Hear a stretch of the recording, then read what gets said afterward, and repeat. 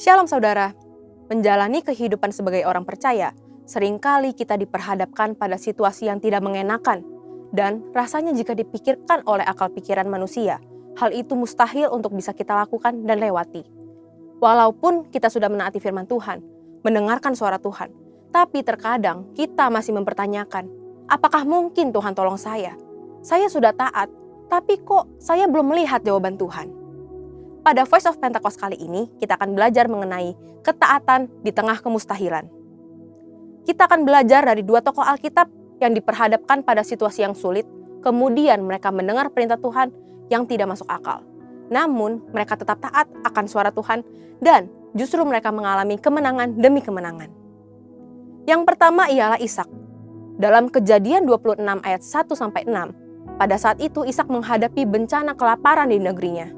Awalnya, Ishak berencana untuk mengikuti Abraham ayahnya untuk mengungsi ke Mesir. Tetapi, Tuhan menampakkan diri dan berfirman pada Ishak untuk tidak pergi dan tetap berdiam di negeri yang Tuhan suruh. Lalu, apa yang Ishak lakukan? Ishak memilih untuk taat akan suara Tuhan. Walaupun secara logika manusia, Ishak memikirkan, bagaimana mungkin bisa survive dengan tetap tinggal di negeri yang sedang dilanda bencana kelaparan? Bagaimana caranya Ishak dan keluarganya bisa bertahan hidup? Tetapi, karena Ishak menaati suara Tuhan, Tuhan menyertai dan memberkati Ishak. Bahkan dikatakan Ishak menjadi kaya, bahkan kian lama kian kaya, sehingga ia menjadi sangat kaya. Yang kedua, kita lihat Paulus. Dalam Kisah Para Rasul 16, tercatat 2 kali Tuhan mengalihkan pelayanan Paulus dan rekan-rekannya. Paulus bermaksud untuk memberitakan Injil ke daerah-daerah baru sesuai dengan panggilannya, yaitu kepada bangsa-bangsa non-Yahudi. Kok Tuhan menghalangi orang yang mau memberitakan Injil ya? Tentu tidak. Tuhan tidak menghalangi orang yang mau memberitakan Injil. Tuhan memiliki rencana lain yang lebih baik bagi Paulus dan rekan-rekannya. Melalui penglihatan seorang Makedonia, Tuhan menuntun Paulus untuk mengabarkan Injil ke daerah-daerah Makedonia. Paulus mengikuti tuntunan Tuhan itu, lalu bersama rekan-rekannya, Paulus mendirikan gereja-gereja di daerah Makedonia. Ishak dan Paulus mempunyai pilihan untuk tidak menaati suara Tuhan karena sepertinya tuntunan Tuhan itu tidak masuk akal. Namun, mereka memilih untuk tetap taat mendengar suara Tuhan walaupun mereka tidak mengerti apa yang Tuhan sedang rencanakan bagi mereka. Begitu pula dengan setiap kita. Terkadang dalam kondisi sulit, Tuhan menuntun kita untuk melakukan hal-hal yang justru tidak masuk akal. Kita pun diperhadapkan pada pilihan untuk tetap taat mendengar suara Tuhan atau tidak. Bagaimana supaya kita bisa mendengar dan taat mengikuti suara Tuhan? Ada 3 hal yang dapat kita lakukan. Pertama, intim dengan Tuhan.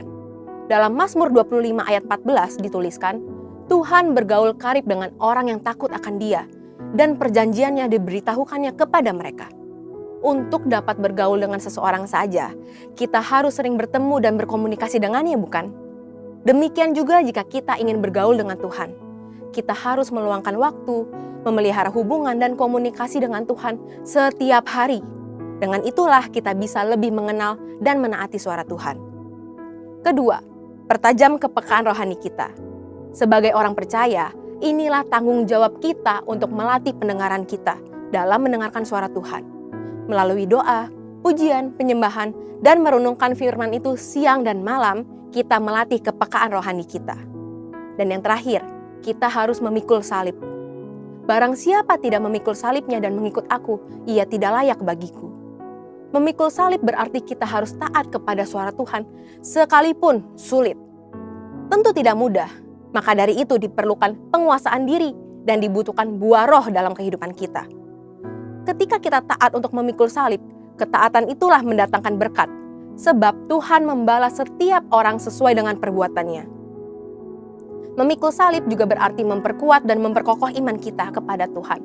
Apalagi ketika kita diperhadapkan pada situasi yang mustahil.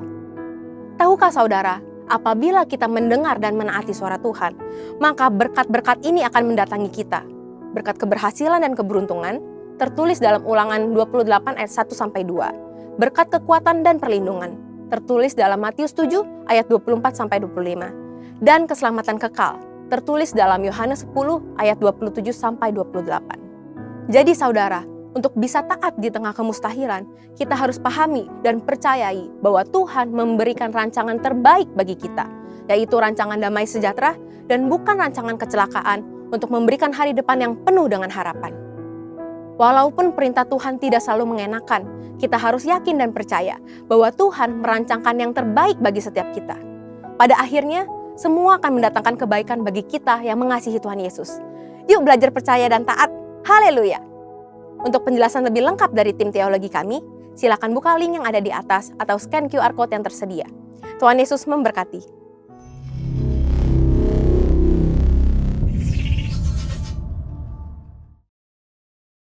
Hey Indonesia, it's Andy, Sam and Josh from Planet Shakers here, and we can't wait to be with you for Planet Shakers Abundance Tour. Friday, the 4th of July, we will be there at Central International Convention Centre in Bogor. It's going to be so amazing because the Planet Shakers band will be there and also Pastor Russell will be speaking. So you know, guys, it's going to be a move of God. So you want to come, you want to position yourself because your miracle is in the making.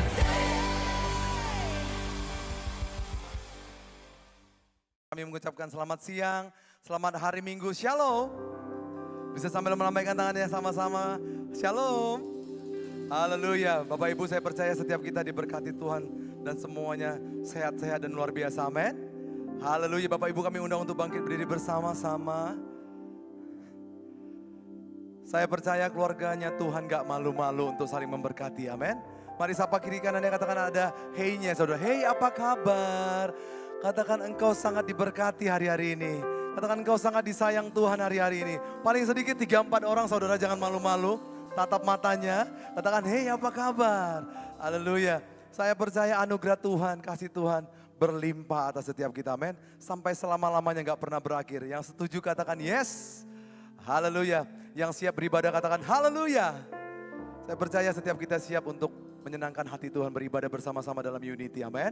Sebelum kita memulai ibadah kita rindu bersama-sama mendeklarasikan Pentakosta ketiga dan Mazmur 91 dengan suara yang paling dahsyat. Yang mau katakan amin.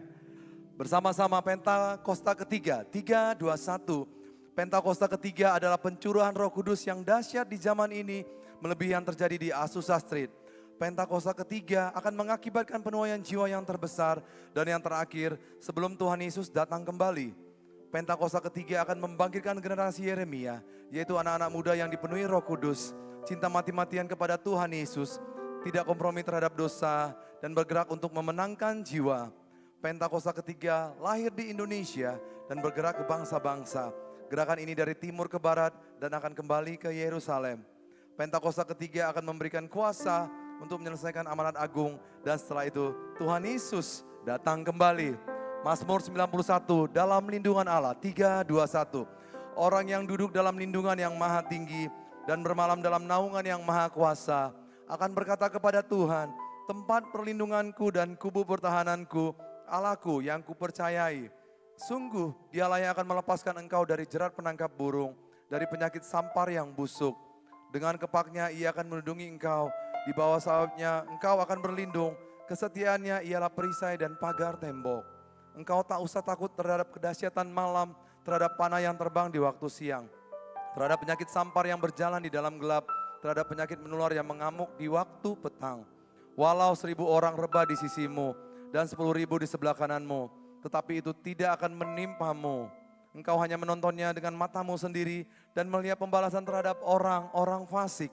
Sebab Tuhan ialah tempat perlindunganmu, yang maha tinggi telah kau buat tempat perteduhanmu. Malapetaka tidak akan menimpa kamu, dan tulah tidak akan mendekat kepada kemahmu.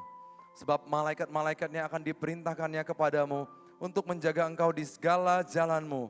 Mereka akan menatang engkau di atas tangannya, supaya kakimu jangan terantuk kepada batu. Singa dan ular tedung akan kau langkahi, engkau akan menginjak anak singa dan ular naga. Sungguh hatinya melekat kepadaku, maka aku akan meluputkannya, aku akan membentenginya, sebab ia mengenal namaku. Bila ia berseru kepadaku, aku akan menjawab. Aku akan menyertai dia dalam kesesakan, aku akan meluputkannya dan memuliakannya. Dengan panjang umur akan kukenyangkan dia, dan akan kuperlihatkan kepadanya keselamatan daripadaku. Yang percaya kita berikan tepuk tangan sekali lagi. Sorakan Yesus dahsyat. Haleluya. Sama-sama kita satukan hati kita akan mulai ibadah kita. Tuhan terima kasih, kami bersyukur buat kasih dan setianya Tuhan dalam hidup kami. Besar kebaikan-Mu, besar anugerah-Mu dalam hidup kami. Berlimpah kasih Tuhan. Terima kasih Tuhan, terima kasih. 1 minggu yang telah berlalu kami melihat kedahsyatan Tuhan. Campur tangan Tuhan dalam setiap pribadi, lepas pribadi. Terima kasih Tuhan buat keluarga kami. Terima kasih buat pekerjaan usaha kami. Terima kasih buat orang terkasih kami. Terima kasih buat studi kami. Terima kasih ya Allah. Engkau yang menyempurnakan semuanya Tuhan. Kuasa-Mu nyata atas setiap kehidupan kami. Janji-Mu adalah terindah, termanis, dan yang terbaik dalam hidup kami. Terima kasih Tuhan Yesus. Bersama-sama kami mau datang saat ini Tuhan. Bersatu hati, rindu bertemu muka dengan Engkau dalam roh dan kebenaran. Biarkan kami menyembah-Mu Tuhan. Biar kami menaikkan syukur, membawa hidup kami sebagai persembahan yang hidup, yang kudus, dan yang berkenan kepada Allah. Kami percaya saat kami menyembah Tuhan, Tuhan hadir. Saat kami menyembah Tuhan, Engkau berkenan ya Tuhan. Terima kasih kami percaya yang sakit disembuhkan, yang susah dihiburkan, yang miskin diperkaya. Ada kekuatan, ada pengharapan, ada sukacita daripada Tuhan. Terima kasih Tuhan, karena mulai semua ibadah ini di dalam satu nama yang hidup. Namanya Yesus Kristus Tuhan, yang siap menyenangkan hati Tuhan. Bersama-sama katakan, amin. Tepuk tangan buat Tuhan Yesus. Kasih tahu kiri kanan, katakan saudara, saya siap memuji Tuhan. Haleluya. Yang siap katakan, wuh. Katakan, Yesus ajaib, Tuhanku ajaib, kasih-Nya ajaib bagiku. Yesus ajaib, Tuhanku ajaib, rahmat-Nya. Sekali lagi, Yesus ajaib, Yesus ajaib, Tuhanku ajaib, kasih-Nya ajaib bagi. Yesus ajaib, Yesus ajaib, haleluya, Tuhanku ajaib, rahmat-Nya, rahmat-Nya kekal selamanya. Katakan tak berubah kasih-Nya, tak berubah kasih-Nya setiap hari bertambah indahnya, sampai bumi berlalu dan habislah Yesusku ajaib bagiku. Yang percaya katakan amin. Sorakan siap saudara. Ikutin gaya saya sama-sama. 1, 2, katakan, come on. Yesus ajaib, lagi Tuhanku ajaib. Sama-sama dong. Kasih-Nya ajaib bagiku. Sama-sama pelajar ini, come on lagi. Yesus ajaib, Tuhanku ajaib, rahmat-Nya kekal. Kasih tahu sebelahnya saudara, tak berubah kasih-Nya, tak berubah kasih-Nya setiap hari bertambah. Yang percaya come on, sampai bumi berlalu, haragaku, Yesusku ajaib. Sekali lagi, tak berubah kasih-Nya setiap hari bertambah indahnya. Come on, sampai bumi berlalu dan habislah ragaku, Yesusku. Plaza Indonesia siap sorak-sorak. 1 and 2, come on. Yesus aja, Dia berkuasa. Pasti ada mukjizat, sebab Yesus aja. Sekali lagi, Yesus aja, Yesus aja, Dia berkuasa.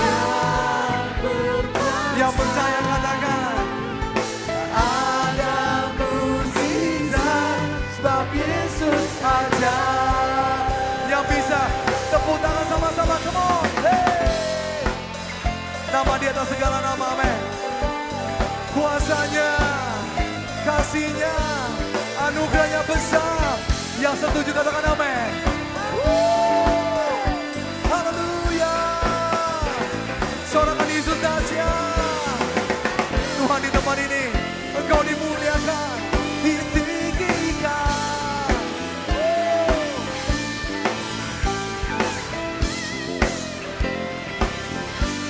Nyatakan sama-sama. Tak berubah kasihnya. Come on. Tak berubah kasihnya. Setiap hari bertambah. Setiap hari Bertambah. indahnya. Amin. Sampai bumi berlalu dan habislah ragaku, Yesusku ajaib bagiku. Kalau bisa saling memberkati, katakan tak berubah. Tak berubah kasihnya. Colek sebelahnya saudara. Setiap hari bertambah Indahnya. atas keluargamu, atas hidupmu. Amin. Sampai bumi berlalu. Dan habislah ragaku, Yesusku ajaib bagiku. Sekali lagi tepuk tangan sama-sama. Yesus ajaib dahsyat. Dia berkuasa. Pasti mukjizat, ada mukjizat sebab Yesus saja. Ini iman percaya kami. Oh, Yesus saja. Dia berkuasa. Berkuasa. Pasti mukjizat, ada mukjizat. Oh, ada mukjizat. Ba-da-da-da-da. Ada mukjizat. Katakan, sebab Yesus aja. Yang percaya Tuhan aja, katakan haleluya. Hey. Tuhan di atas segala Tuhan, amin. Nama yang berkuasa, nama yang berdaulat, namanya Yesus. Bersama-sama, tepuk tangan lagi, come on. Roh Kudus kau disambut di tempat ini. Yang diberkati katakan, wow. Bersama-sama. Namanya Tuhanku, menara yang teguh, kota benteng. Kota benteng perlindunganku. Dia Allah yang perkasa, Allah yang perkasa. Dia Bapa yang kekal. dahsyat, gunung batu keselamatanku. Bahasa Indonesia, saudara-saudara, come on. Engkau yang mulia di bumi di surga, termasyur perkasa selamanya. Lagi, engkau yang berkuasa di dalam segala. Yang percaya kuasa dalam nama Yesusku. yang tahu Tuhan Yesus dahsyat, katakan haleluya.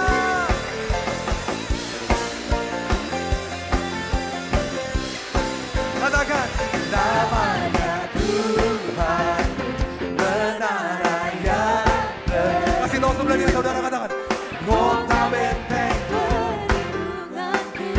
Kasih tahu lagi sebelahnya, Dia Allah yang perkasa selamanya. Oh, gunung batu keselamatanku. Semua Engkau yang mulia di bumi di surga, termasyur perkasa selamanya. Tuhan kau layak, Engkau yang berkuasa di dalam segala. Ada kuasa dalam nama. Sekali lagi, Engkau termulia, Engkau yang termulia. Di surga Kami rayakan hasil Tuhan yang dahsyat. selamanya. Namanya Engkau yang Berkuasa. di dalam segala hal. Ada kuasa dalam nama Yesusku. Yang percaya katakan amin. Come on. Nama di atas segala. Apapun yang sedang kau alami hari ini, percaya, come on. Nama yang telah Membebaskanku. haleluya, haleluya. Segala kuasa tunduk pada nama itu. Yesus Tuhan segala Tuhan. Yang percaya nyatakan, come on. Nama di atas segala nama. Nama yang telah membebaskanku. Come on.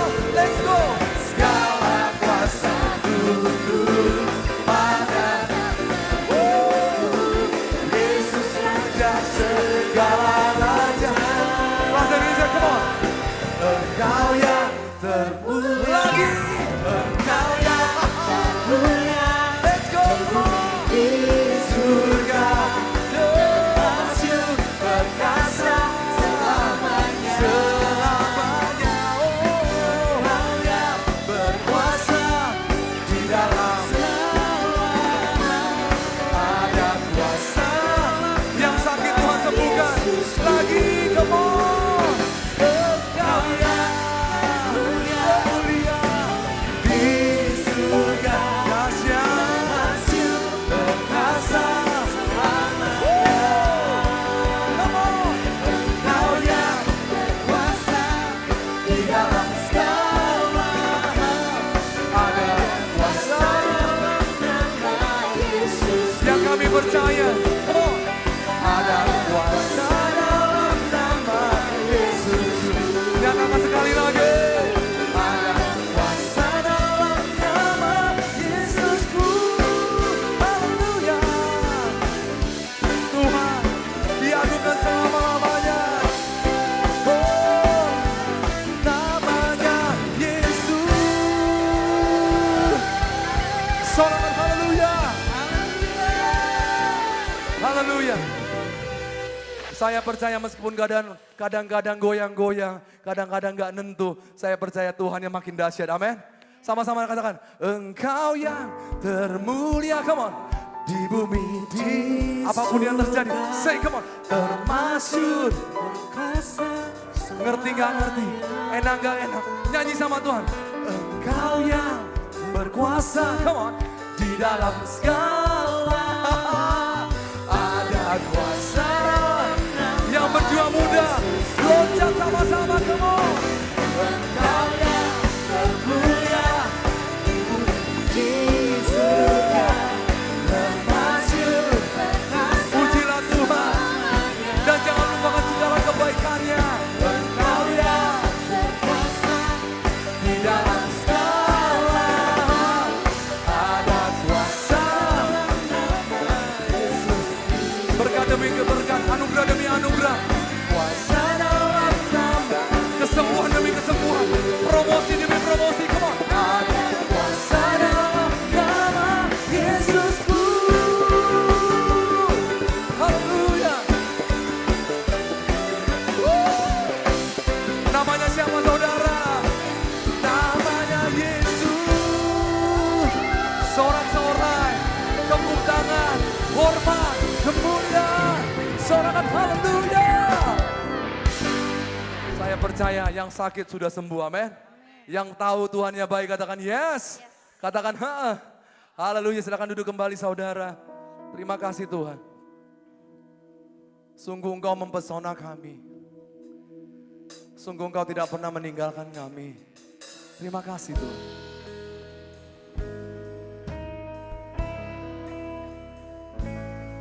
Selamanya Kau Allah dihidupkan.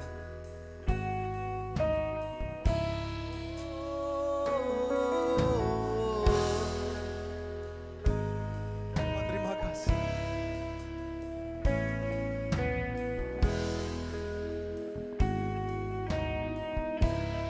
Sama-sama nyanyikan. Tuhan kasih-Mu sungguhlah mempesona diriku. Oh, Tuhan kuasa-Mu sungguhlah menggetarkan hatiku. Sekali lagi. Tuhan kasih-Mu, Tuhan kasih-Mu sungguhlah mempesona diriku.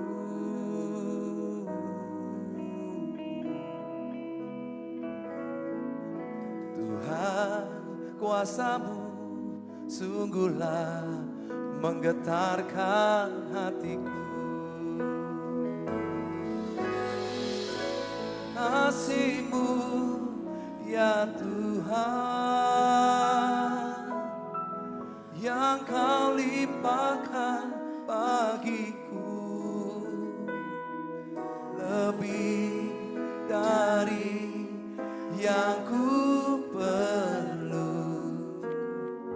Kau sediakan bagiku. Ku sembah Kau Tuhan sepanjang umur hidupku. Sepanjang umur hidupku.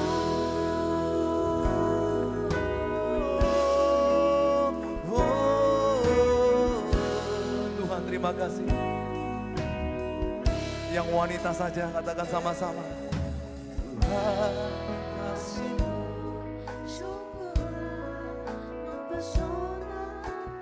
Tuhan kasih-Mu sungguhlah mempesona.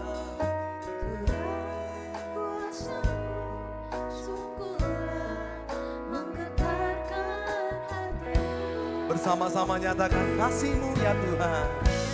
Kasih-Mu ya Tuhan, yang Kau limpahkan bagiku. Lebih dari yang ku perlu. Kau sediakan bagiku. Ku sembah Kau Tuhan sepanjang umur hidupku. Gak peduli apapun yang terjadi, sepanjang umur. Bawa semuanya di hadapan Tuhan, katakan kasih-Mu ya Tuhan. Kalau kami hidup sampai hari ini, makasih Tuhan. Yang Kau limpahkan lebih dari yang ku perlu. Dan Kau sediakan bagiku Tuhan. Ku sembah Kau Tuhan sepanjang umur hidupku. Semua yang terbaik Kau limpahkan Tuhan. Sepanjang umur hidupku. Sembah Dia seumur hidupku.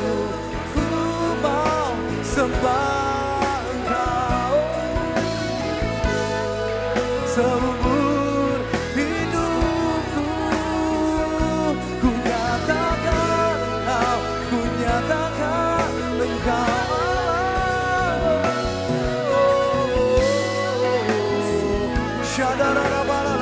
dengan bahasa yang kau mengerti, sembah Dia, sembah Dia.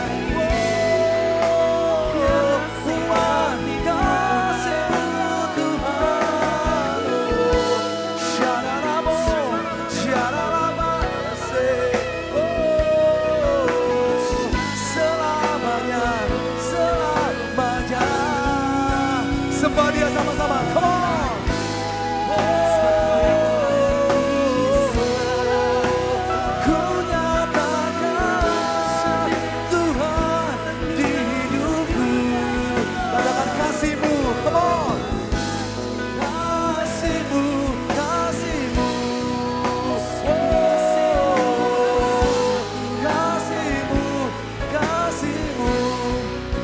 Kasih-Mu Tuhan, kasih-Mu ya Tuhan, yang Kau limpahkan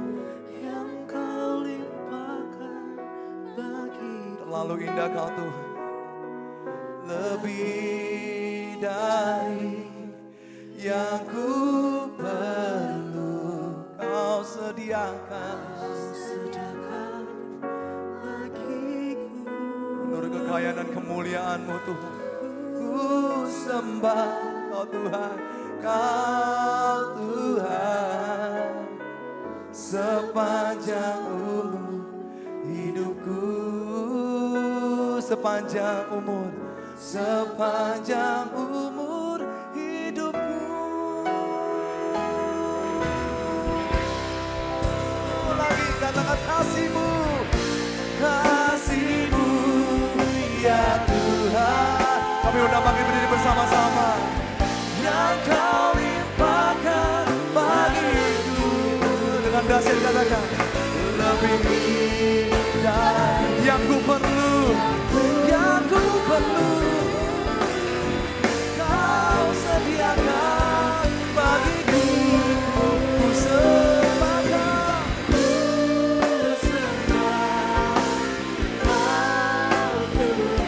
sepanjang umur, sepanjang umur hidupku, sepanjang umur hidupku, sepanjang umur hidupku,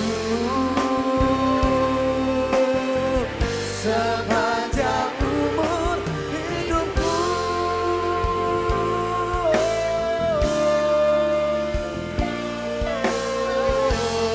Panggil nama Yesus di tempat ini. Oh ya, ya, ya, ya, ya, ya, ya.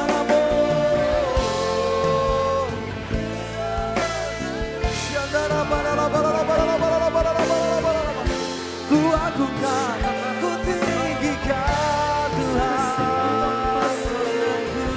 Syadaraba, syadaraba, yalalaba. Dalam unity siang dan malam sampai selamanya.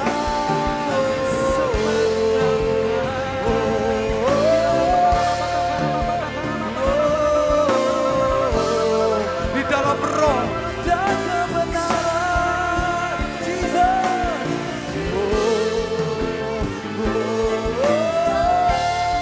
Sampai selama-lamanya hadiratmu, kemuliaanmu, kuasamu nyata. Syadalalabalabalabala. We bless you Lord, we bless you Lord. Pujilah Dia, kami gak lupa kebaikanmu. Syadakalalabalalabalalabalalabalalabalalabalala. Dan biarlah segala yang bernafas memujimu, menyembahmu, Yesus. Uriadalabalalabalalabalalabalala.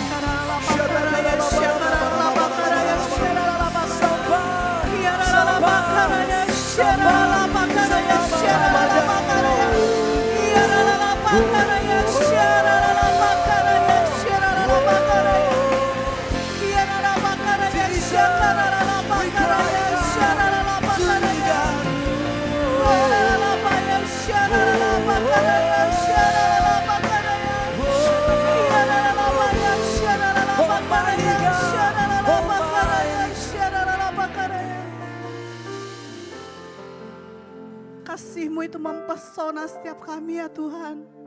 Kasih-Mu itu yang mengubahkan setiap kami. Kami menjadi baru di dalam Engkau karena kasih-Mu. Karena Engkau yang terlebih dahulu mengasihi setiap kami. Terima kasih Tuhan buat cinta-Mu. Terima kasih buat anugerah-Mu dalam kehidupan setiap kami. Kami tahu kami ada saat hari ini Tuhan. Itu semua karena kasih-Mu, karena cinta-Mu bagi setiap kami. Tuhan, kami mau mengangkat tangan kami. Tuhan, kami mau berdoa syafaat bagi bangsa kami Indonesia. Mulai dari titik nol kota Jakarta ini Tuhan, kami tahu Tuhan, kemuliaan-Mu ada atas tempat ini. Biarlah kemuliaan-Mu yang ada di atas tempat ini ya Tuhan Yesus. Itu juga yang akan memenuhi bangsa Indonesia ya Tuhan Yesus. Karena kami tahu ya Tuhan, dengan hadirat-Mu Engkau akan menghalau semua spirit-spirit yang bukan berasal daripada Engkau dari atas bangsa kami Indonesia ya Tuhan. Kami tolak terorisme Tuhan. Kami tolak semua yang bukan berasal daripada Engkau. Bahkan kami tolak semua inflasi ekonomi yang ada ya Tuhan Yesus. Kami percaya Indonesia aman di dalam tangan-Mu ya Tuhan Yesus. Bahkan perekonomian Indonesia akan menjadi Indonesia yang maju ya Tuhan. Kami tahu Indonesia terus ada dalam genggaman tangan-Mu. Karena ada orang-orang percaya yang berdiri atas bangsa kami Indonesia ini ya Tuhan. Terima kasih Tuhan, terima kasih kami berdoa Tuhan untuk Bapak Presiden kami beserta dengan wakilnya, anggota MPR DPR yang ada, anggota TNI Polri ya Tuhan, dari jajaran yang tertinggi sampai yang terendah. Biarlah roh takut akan Tuhan ada atas setiap mereka ya Tuhan, sehingga setiap keputusan yang mereka ambil atas bangsa kami Indonesia, itu adalah keputusan yang akan mendatangkan damai sejahtera bagi seluruh penduduk Indonesia ini ya Tuhan Yesus. Dan kami tahu Tuhan mereka akan membawa Indonesia menjadi Indonesia yang menjadi Indonesia yang maju Tuhan. Dan Indonesia akan menjadi display-Mu atas bangsa-bangsa. Terima kasih Tuhan, terima kasih juga buat gembala sidang kami Bapak Pendeta Dr. Insinyur Niko Nyotoro Harjo ya Tuhan. Kami tahu hamba-Mu terus Engkau bawa masuk ke dalam dimensi yang lebih besar lagi bersama-sama dengan Engkau Tuhan. Visi dan misi yang Engkau berikan atas hamba-Mu Tuhan, kami percaya hamba-Mu akan terus kuat untuk melangkah ya Tuhan Yesus. Terus Engkau berikan kesehatan yang daripada Engkau yang Tuhan, umur yang panjang daripada-Mu atas hamba-Mu, beserta dengan semua wakil-wakil gembala yang ada. Kami juga berdoa untuk gembala kami di tempat ini ya Tuhan Yesus. Kami mengangkat tangan kami untuk Bapak Pendeta Weliar Kauntu beserta dengan Ibu Maulin. Engkau sertai hamba-Mu Tuhan, kemanapun hamba-Mu pergi melayani Engkau. Kami percaya tanda heran dan mujizat itu menyertai ya Tuhan Yesus. Bahkan keluar masuk mereka Tuhan, setiap kendaraan yang mereka pakai tutup bungkus dengan kuasa darah-Mu. Tidak ada satupun mara bahaya, maut, kecelakaan apapun Tuhan. Kami percaya Tuhan mereka aman dalam perlindungan-Mu ya Tuhan Yesus. Dan kami percaya Tuhan Engkau akan pakai hamba-Mu lebih lagi Tuhan.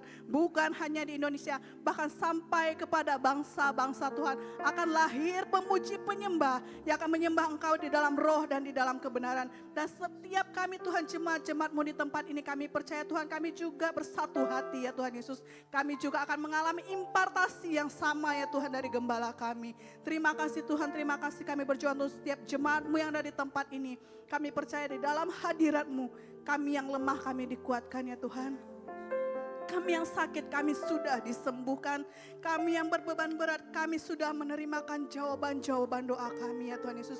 Bahkan kami yang memerlukan pekerjaan di depan, Engkau sudah memberikan pekerjaan di depan kami. Pintu-pintu berkat terbuka di hadapan kami ya Tuhan Yesus. Bila setiap kami Tuhan mampu menampung setiap berkat-berkat yang daripada Engkau, kami menjadi tanah yang subur Tuhan. Untuk Engkau tabur setiap kebenaran firman-Mu ya Tuhan Yesus. Terima kasih Tuhan, terima kasih kami juga berdoa untuk hamba-Mu Pastor Sari Pitaloka yang akan menyampaikan kebenaran firman-Mu di tengah-tengah kami. Hikmat marifat-Mu ya Tuhan. Pewahyuan yang baru yang daripada Engkau turun atas hamba-Mu Tuhan. Sehingga setiap firman yang keluar dari mulutnya itu adalah firman yang akan memerdekakan Tuhan. Itu adalah firman yang akan membungkam setiap kekuatan daripada si iblis ya Tuhan Yesus. Dan kami yang mendengar Tuhan, kami akan dibebaskan, kami akan dipulihkan, kami akan dimerdekakan ya Tuhan Yesus. Terima kasih Tuhan, terima kasih Tuhan. Kalau kami serahkan waktu ini ke dalam tangan-Mu Tuhan, hanya di dalam nama Tuhan Yesus kami berdoa dan mengucap syukur. Sama-sama kita katakan amin. Yang percaya Tuhan mendengarkan kerinduan kita, tepuk tangan sekali lagi buat Tuhan Yesus. Silakan duduk kembali saudara. Hari ini sebelum kita memberikan persembahan untuk relokasi gedung ibadah kita yang di P2, kita akan mendengar pesan dari gembala kita Pastor Weliar Kauntu. Tuhan Yesus memberkati, silakan multimedia.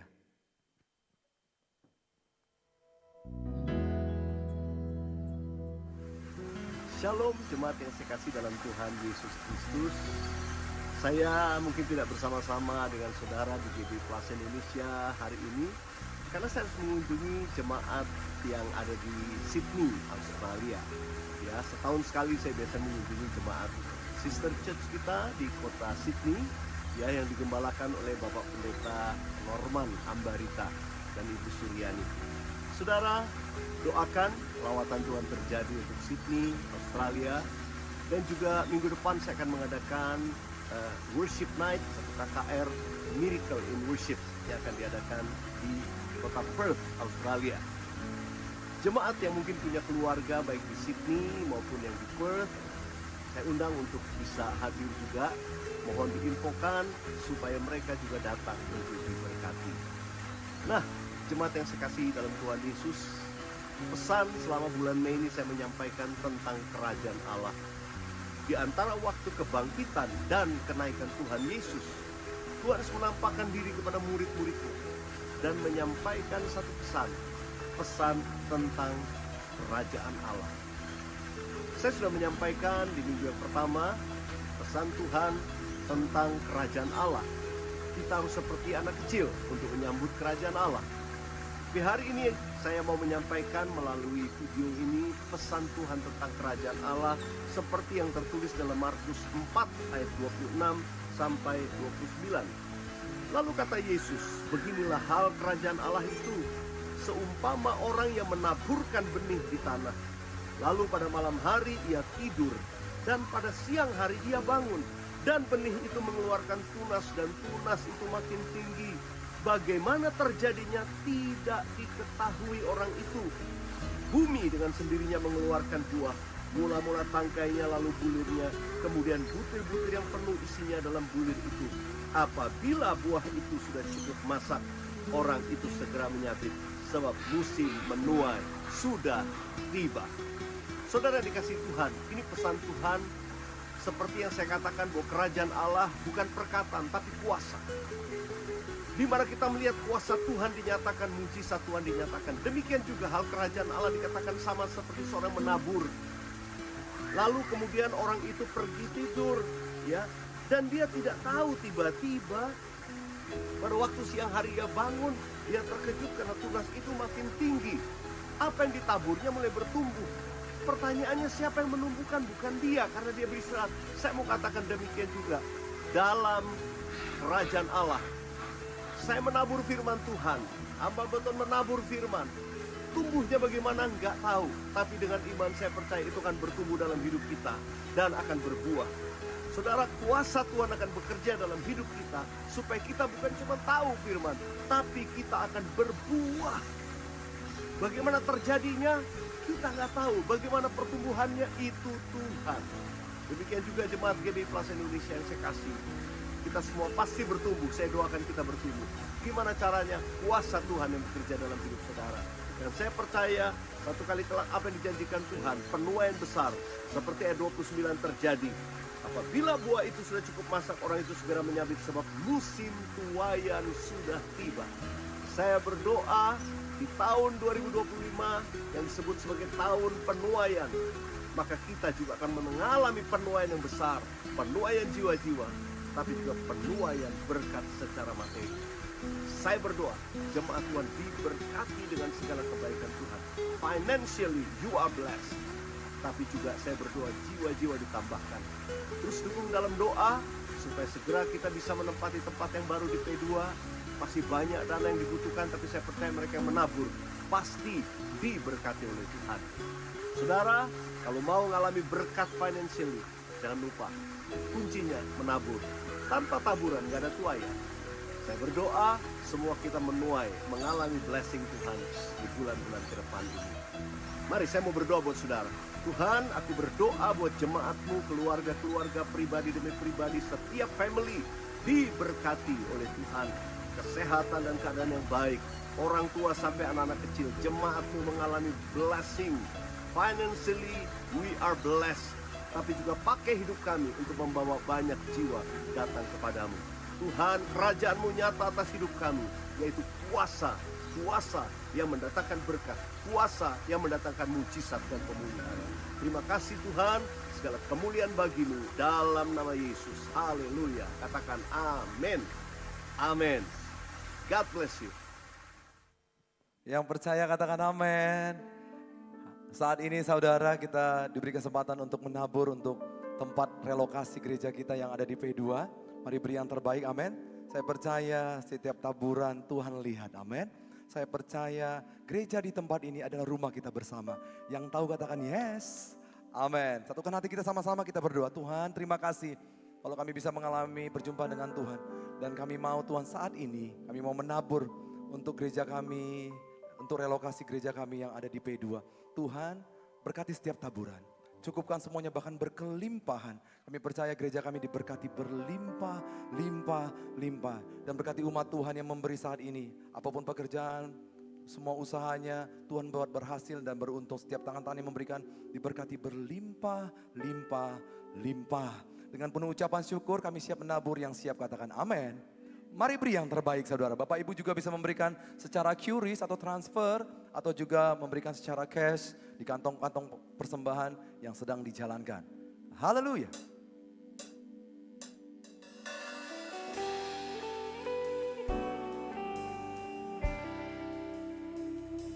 bahwa kami mendekat Tuhan. Melekat di hatimu Tuhan, bersamamu Yesus.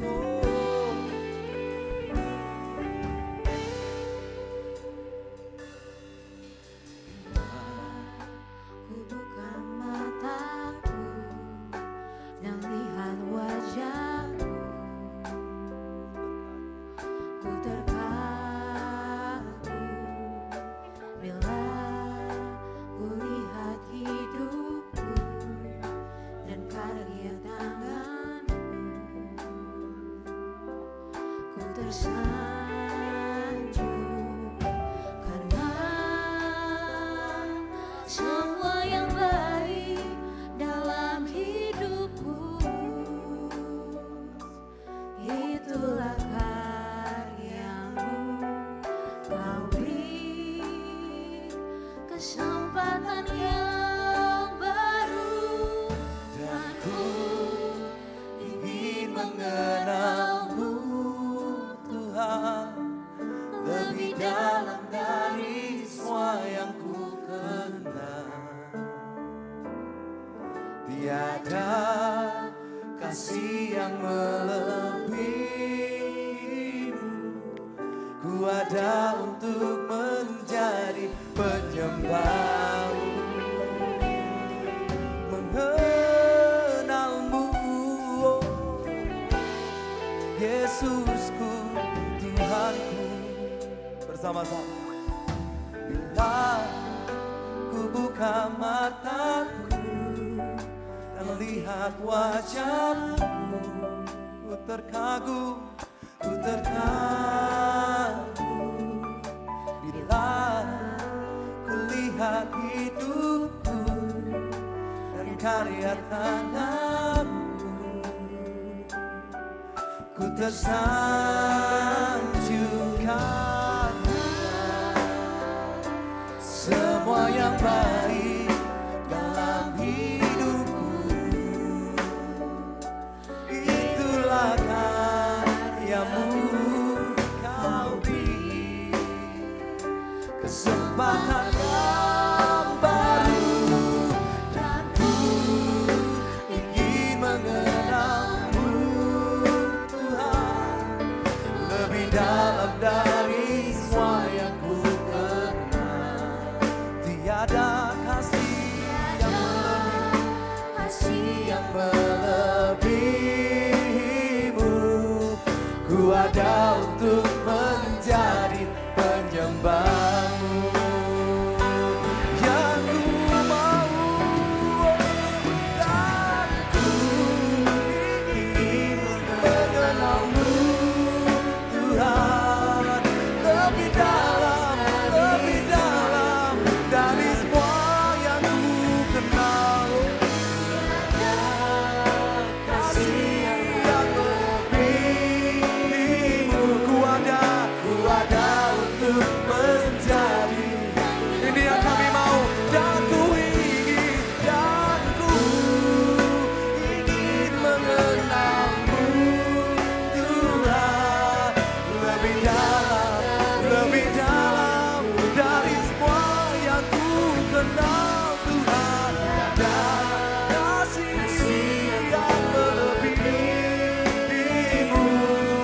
Ku ada untuk menjadi, ku ada untuk menjadi, ku ada untuk menjadi penyembahmu Tuhan.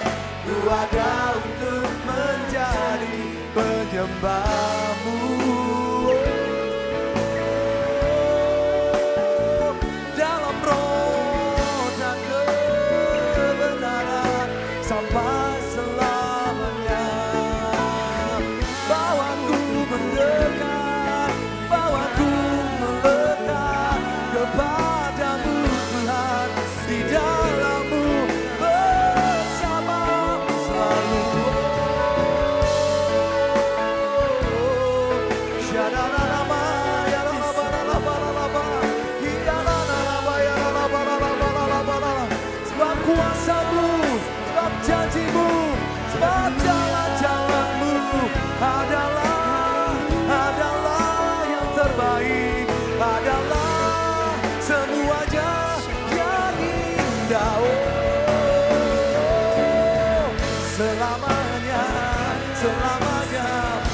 worship God. Come on. Shadalabalalabatalaba. Oh, Jesus, Almighty God. Shadalabalaba. Almighty God. With all our heart, with all our soul, everything. Oh God, oh God, oh God, oh God. We love you, God. We worship you. We bless you, Lord. We bless you, Lord. Oh, sama-sama katakan besar anugerahmu. Kami jemput bangkit berdiri bersama-sama. Berlimpah kasih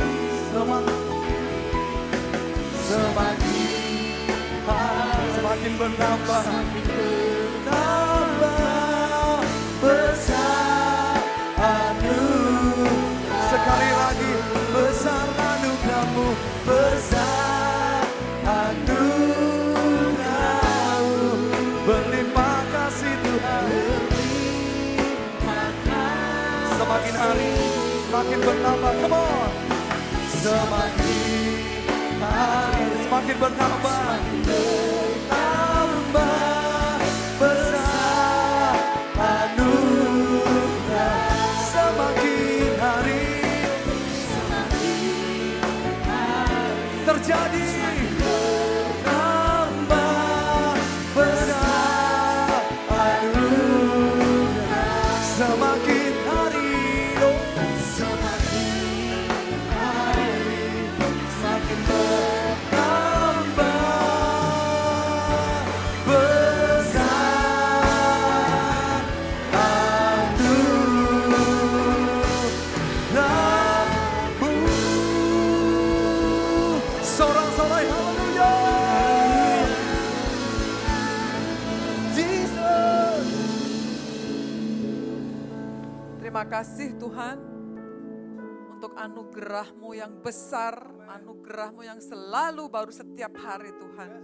Terima kasih untuk anugerah-Mu yang selalu berlipat ganda kepada kami atas pengenalan kami kepada Engkau Tuhan. Engkau Allah yang luar biasa, Engkau Allah yang besar, Engkau Allah yang dahsyat, dan Engkau Allah yang ajaib Tuhan. Kami sungguh sangat merasakan hadirat-Mu, kami sungguh sangat merasakan kasih-Mu pada setiap kami Tuhan. Thank you Jesus untuk pengorbanan-Mu di kayu salib Tuhan. Terima kasih menjadikan kami lebih dari seorang pemenang Tuhan.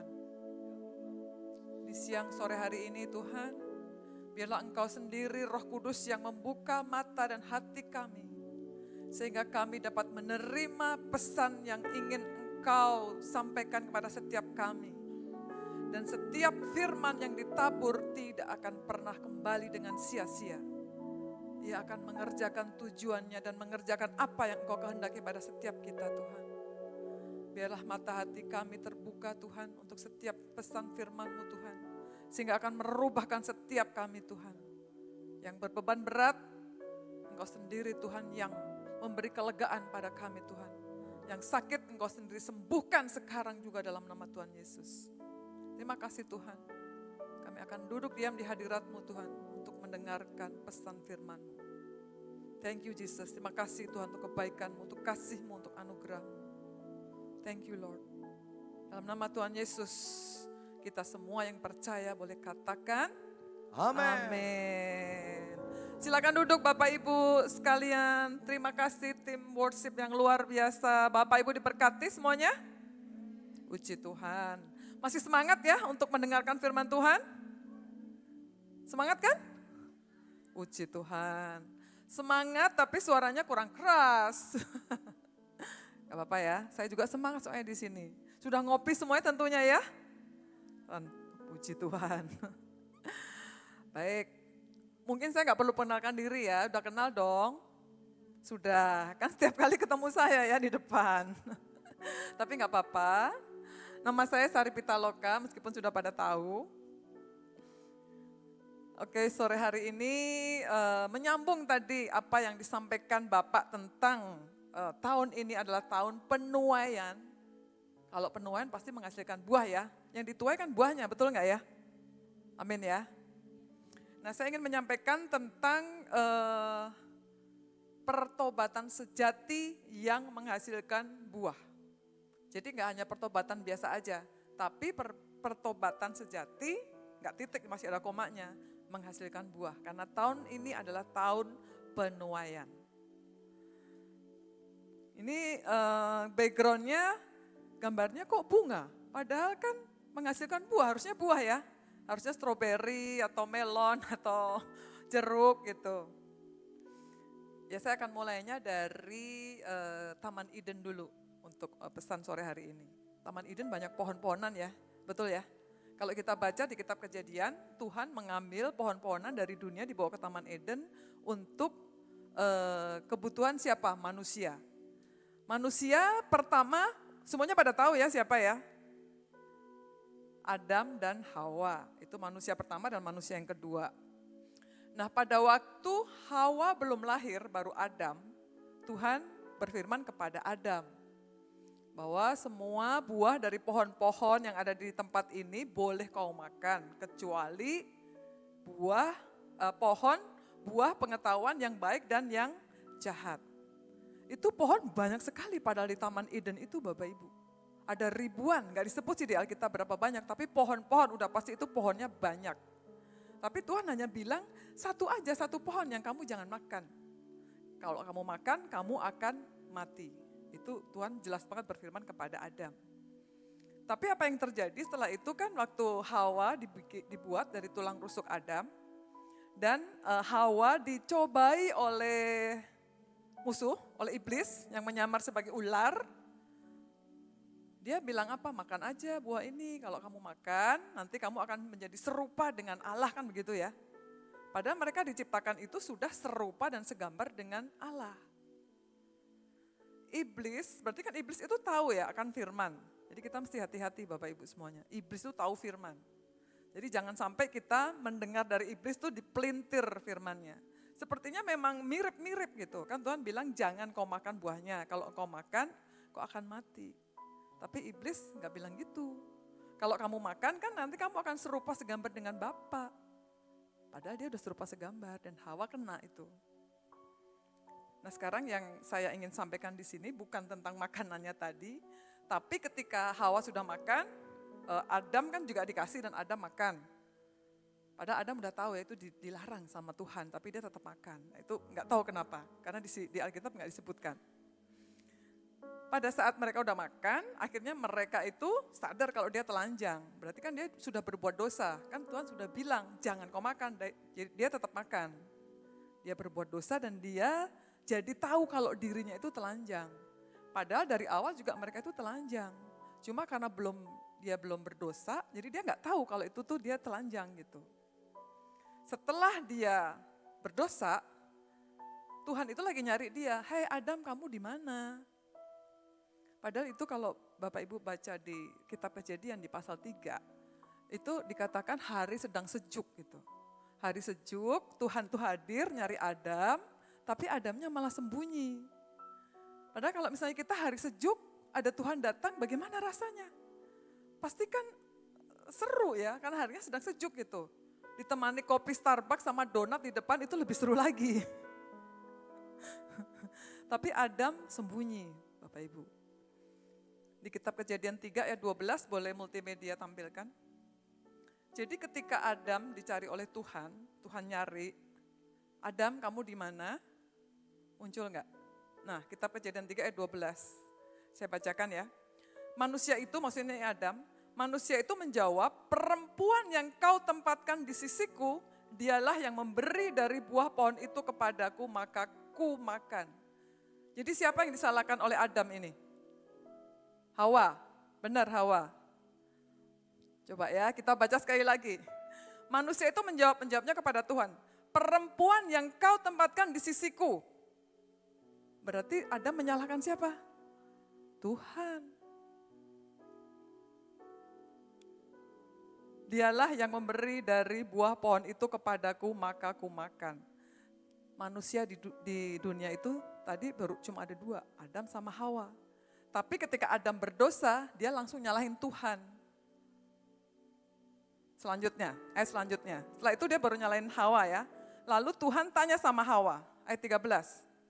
Kemudian berfirmanlah Tuhan Allah kepada perempuan itu, apakah yang telah kau perbuat? Jawab perempuan itu, ular yang memperdayakan aku, maka ku makan. Hawa mempersalahkan siapa? Ular.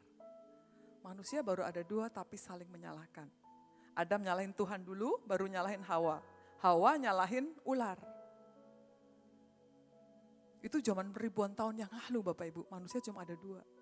Sekarang ini tahun 2025, seringkali, saya bilang seringkali ya, bukan selalu. Saya juga pernah ngalamin itu dulu. Sekarang belajar untuk tidak menyalahkan orang lain atas kejadian, atas dosa yang telah kita buat. Jadi, nangkap kan ya pesan saya ya. Jadi dulu itu mereka sudah terbiasa, bukan terbiasa, tapi Adam Hawa mengawali hidup mereka ketika berdosa dengan menyalahkan orang lain. Jadi bukan mengaku itu kesalahan dia sendiri gitu. Nah sekarang ini sesuai dengan topik judul yang telah saya sampaikan tadi, pertobatan sejati. Itu adalah kalau kita melakukan kesalahan, pelanggaran atau dosa seperti itu, jangan pernah mencari kambing hitam. Jangan menyalahkan orang lain. Tapi kita sendiri gitu, kita sendiri introspeksi diri bahwa oh ya saya salah. Akuin aja di hadapan Tuhan. Maka Tuhan akan berbuat sesuatu yang membuat kita itu berbuah gitu. Tidak hanya selesai bertobat saja tapi akan ada hasilnya. Di sini, misalnya saya berbuat salah gitu. Dulu saya juga melakukan itu Bapak Ibu, melakukan pelanggaran. Dulu nyari-nyari siapa yang saya salahin, jadi saya menganggap diri saya benar terus gitu. Tapi setelah tahu firman, terutama di 1 Yohanes 1 ayat 9. Boleh ditampilkan ya, 1 Yohanes 1 ayat 9. Jikalau kita mengaku dosa, maka ia adalah setia dan adil. 1 Yohanes 1 ayat 9. Jika kita mengaku dosa, maka ia adalah setia dan adil sehingga ia akan mengampuni segala dosa kita dan menyucikan kita dari segala kejahatan. Jadi kalau kita ada kesalahan, ada pelanggaran, pasti kita semua sudah pernah ya bersalah, berdosa, atau melakukan suatu pelanggaran, pasti semuanya sudah. Ada yang belum pernah nggak melakukan pelanggaran atau kesalahan? Nggak ada ya, semua pasti pernah melakukan itu. Nah ketika kita melakukan kesalahan itu, yuk kita bertobat. Bertobatnya kepada Tuhan fokusnya. Bukan nyalahin orang, nyalahin siapa-siapa, tapi kita. Ketika kita mengakui sama Tuhan, nanti Tuhan akan menyucikan kita. Membebaskan dari segala macam pelanggaran, karena apa? Dia sudah mati di kayu salib. Menebus dosa-dosa kita, menebus segala penderitaan kita, segala kutuk, sakit penyakit, semuanya sudah tebus, sudah Tuhan tebus, sudah selesaikan di kayu salib. Kita akan belajar bersama-sama ya. Pertobatan ini adalah kehendak dari Tuhan. Dari kitab Wahyu 3 ayat 19. Barang siapa kukasihi, ia kutegor dan kuhajar. Sebab itu relakanlah hatimu dan bertobatlah. Di sini kutegor dan kuhajar itu saya ambilnya dari bahasa Yunani. Kalau kuhajar itu kan kesannya kayak masa sih Tuhan menghajar gitu. Kan kita anaknya. Masa kita dihajar sama Tuhan? Bapak yang di rumah aja menghajar gak anaknya? Bapak yang benar-benar gak mungkin menghajar. Ini beliau ada bapak di sini bilang enggak, katanya begitu. Nah kuhajar, paideo bahasa Yunani itu artinya mendidik, mengoreksi. Bagaimana bapak kita di rumah aja mendidik, misalnya nih kita berbuat salah di rumah. Bapak kita misalnya punya motor gitu ya, punya motor, dia baru pulang, anaknya seneng gitu ya nyambut. Si anak itu mau megang knalpot. Knalpot panas kan? Waktu bapaknya baru pulang kan knalpotnya panas gitu. Dia mau pegang, bapaknya bilang, jangan nak ini panas gitu. Dia mundur. Lalu dia mau pegang lagi, penasaran tuh mau pegang lagi. Jangan kau pegang nanti tanganmu melepuh. Ya. Sekali lagi dia seperti itu. Dia pegang beneran gitu dan bapaknya udah diemin aja gitu. Kan udah dikasih tahu kalau jangan pegang. Dia tetap pegang, tangannya melepuh enggak? Melepuh. Waktu tangan melepuh, siapa yang salah? Bapaknya atau anaknya? Bapaknya atau anaknya? Anaknya kan? kan dia udah dikasih tahu dari tadi, jangan pegang, dia tetap pegang, jadi salah, jadi tangannya luka gitu. Sama dengan apa yang dikatakan di firman, yang dimaksudkan Tuhan mendidik, Tuhan mengajar, mengoreksi, itu adalah Tuhan kan sudah kasih firman-Nya di sini. Apa-apa aja yang kita boleh pekerjakan atau enggak gitu.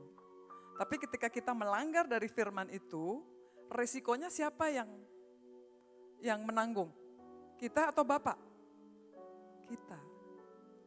Jadi ketika sesuatu hal yang enggak enak terjadi, Bapak Ibu semuanya, dan ini juga khotbahnya buat saya, jangan pernah menyalahkan Tuhan. Tuhan tidak pernah mencobai, tidak pernah memberikan pencobaan-pencobaan pada kita, itu ada di kitab Yohanes. Tuhan tidak pernah dicobai, Tuhan tidak pernah mencobai, pencobaan-pencobaan itu karena kita sendiri gitu yang memikirkan, kita buai sendiri dan akhirnya menjadi dosa. Itu kita sendiri, jadi jangan pernah menyalahkan Tuhan. Tuhan itu kalau mau mengajar kita, mendidik kita bukan melalui kejadian-kejadian yang gak enak. Melalui sakit penyakit lah, melalui kanker, melalui kebangkrutan, melalui kecelakaan, atau melalui apapun yang hal yang tidak enak, itu bukan dari Tuhan. Tuhan mendidik kita itu melalui firman-Nya. Dikatakan di 2 Timotius 3 ayat 16. 2 Timotius 3 ayat 16 dikatakan seperti ini. Segala tulisan yang diilhamkan Allah, maksudnya ini Alkitab ya, firman, memang bermanfaat untuk satu, mengajar, menyatakan kesalahan, untuk memperbaiki kelakuan, dan untuk mendidik orang dalam kebenaran. Jadi kita belajar, kita dikoreksi Tuhan, kita dihajar tadi, yang dalam bahasa Yunani-nya paideo tadi, adalah melalui firman. Supaya kita hidup dalam kebenaran. Tadi di depan saya sampaikan kalau pertobatan itu adalah keinginan dari Tuhan. Jadi bukan keinginan manusia, ini keinginan Tuhan. Rasul Paulus mengatakan di Roma 2 ayat 4. Tidakkah engkau tahu bahwa maksud kemurahan Allah ialah untuk menuntun engkau kepada pertobatan? Jadi pertobatan ini kehendaknya Tuhan, bukan kehendak manusia. Kalau Tuhan yang menghendaki, berarti kita harus melakukannya. Amin. Kayaknya tegang semua ini. Berat ya. Oke, pertobatan ada berapa macam? Ada 2 Bapak Ibu. Yaitu tentang fokus kita, fokus dari pertobatan itu sebetulnya. Yang pertama fokusnya kepada diri sendiri, kalau bahasa Yunaninya dikatakan metamelomai. Itu hanya menyesali perbuatan dosanya aja tanpa adanya suatu perubahan hati.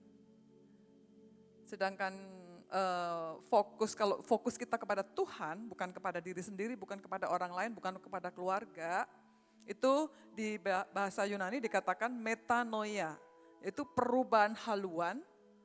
Pertama didahului dulu oleh perubahan hati, perubahan jati diri. Kalau yang perubahan pertobatan tanpa adanya perubahan hati, itu contohnya ketika kita melakukan satu kesalahan, udah tahu itu salah, kita hanya menyesal aja, tapi tidak diikuti dengan perubahan hati. Contohnya ketika misalnya seorang pencuri gitu ya, mencuri di satu rumah lah, dia udah mencuri, dia membunuh gitu misalnya, kemudian dia tertangkap oleh polisi. Dia mencuri karena motif ekonomi, karena dia ingin kasih anaknya butuh uang untuk sekolah, istrinya perlu untuk kebutuhan rumah tangga gitu. Jadi dia mencuri dengan motif ekonomi, terus ketangkap polisi.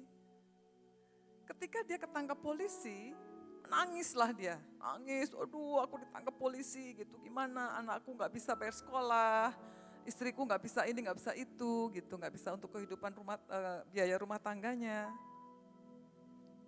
Dia menyesal, tadi penyesalan juga gitu, tapi dia tidak bertobat. Jadi dia hanya menyesal karena dia ketangkep. Seringkali yang seperti itu ketika udah ketangkep, nanti masuk penjara, keluar lagi, seringkali, tidak selalu ya, seringkali dia ngulang lagi perbuatannya itu. Karena fokus dari penyesalan dia, pertobatan dia kepada dirinya sendiri. Kalau yang kedua, yang pertobatan fokusnya kepada Tuhan, itu akan berbeda. Ketika dia sudah mengakui kesalahannya, dia tobat, lalu dia akan mengubah hatinya sehingga setelah dia bertobat, dia melakukan suatu hal yang akhirnya membawa buah yang buahnya itu dinikmati oleh orang banyak. Macam-macam buahnya itu. Misalnya seperti membawa jiwa-jiwa untuk datang kepada Tuhan Yesus.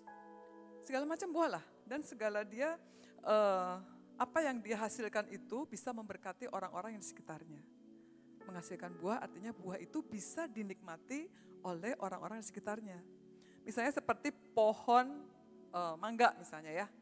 Pohon mangga ketika mangganya berbuah, yang makan siapa? Pohonnya atau orang lain?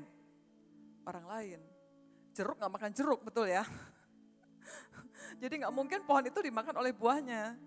Jadi di sini yang dimaksudkan menghasilkan buah, itu buah yang dinikmati oleh orang-orang sekitar kita.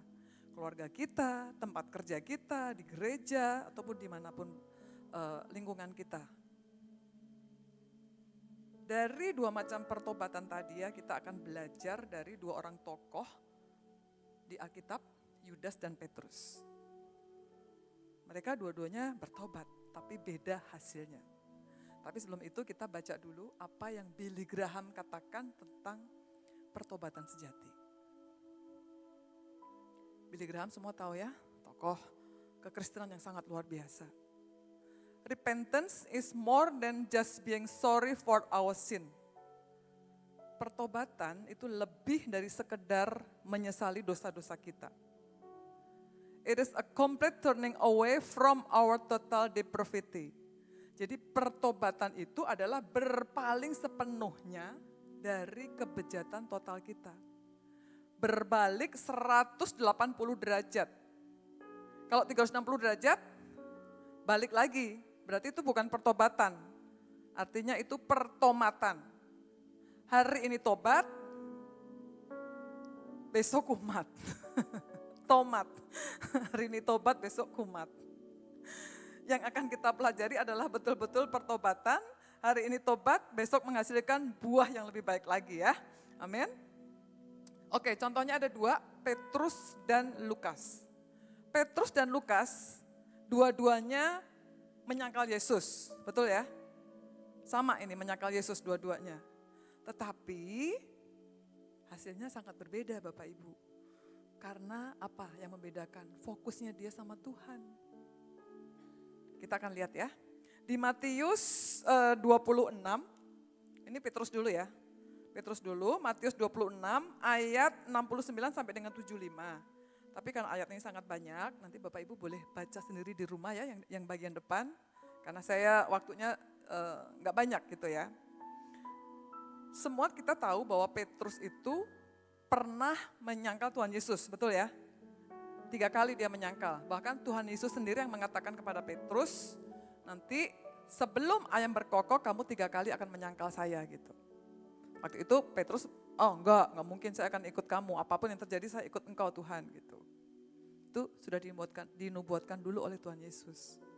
Tapi apa yang terjadi? Waktu itu ketika Tuhan Yesus sudah ditangkap ya, diadili oleh mahkamah agama, di ayat 74 saya bacakan, maka mulailah Petrus mengutuk dan bersumpah.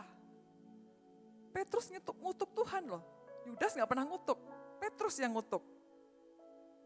Maka mulailah Petrus mengutuk dan bersumpah, aku tidak kenal orang itu. Dan pada saat itu berkokoklah ayam. Ayat 75. Maka teringatlah Petrus akan apa yang dikatakan Yesus kepadanya. Ini saya kasih tanda merah. Dia teringat apa yang dikatakan Yesus. Jadi ketika kita bertobat, kita teringat oleh firman, berarti fokus kita kepada Tuhan. Hasilnya akan beda Bapak Ibu. Kita lanjutkan ya. Sebelum ayam berkokok, engkau telah menyangkal aku 3 kali. Lalu ia pergi keluar dan menangis dengan sedihnya. Dia bertobat, dia menangis, dia keluar menangis karena dia ingat apa yang Tuhan Yesus katakan kepada dia. Bahwa sebelum ayam berkokok dia akan 3 kali menyangkal Yesus. Artinya ketika dia melakukan dosa, melakukan kesalahan, dia ingat sama firman.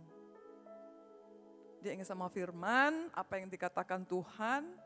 Dan setelah itu Bapak Ibu hasilnya apa Petrus? Di Kisah Para Rasul, kalau Bapak Ibu baca di pasal 2, 41 dan 42.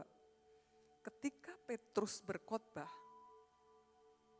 ada berapa orang yang bertobat? 3.000, sekitar 3.000 loh, bisa lebih dari 3.000. Itu waktu Roh Kudus turun. Padahal Petrus sebelumnya, dia sudah apa? Bersumpah, mengutuk bersumpah. Wow, gede banget udah dosanya. Tapi ketika pertobatan dia fokusnya kepada Tuhan, kepada firman, dia dipakai Tuhan secara luar biasa. Di ayat 41 dan 42 ya. Orang-orang yang menerima perkataannya itu memberi diri dibaptis pada hari itu juga jumlah mereka bertambah kira-kira 3.000 orang. Padahal sebelumnya dia dosanya gede banget. Ayat 42. Mereka bertekun dalam pengajaran rasul-rasul dan persekutuan. Dan mereka selalu berkumpul untuk memecahkan roti dan berdoa. Pada saat mereka sudah bertobat, jadi nggak hanya bertobat aja, tidak hanya mengakui Tuhan Yesus sebagai juru selamat aja. Setelah itu ada yang dilakukan. Mereka bersekutu, bertekun dalam pengajaran. Dan berkumpul untuk memecahkan roti dan berdoa.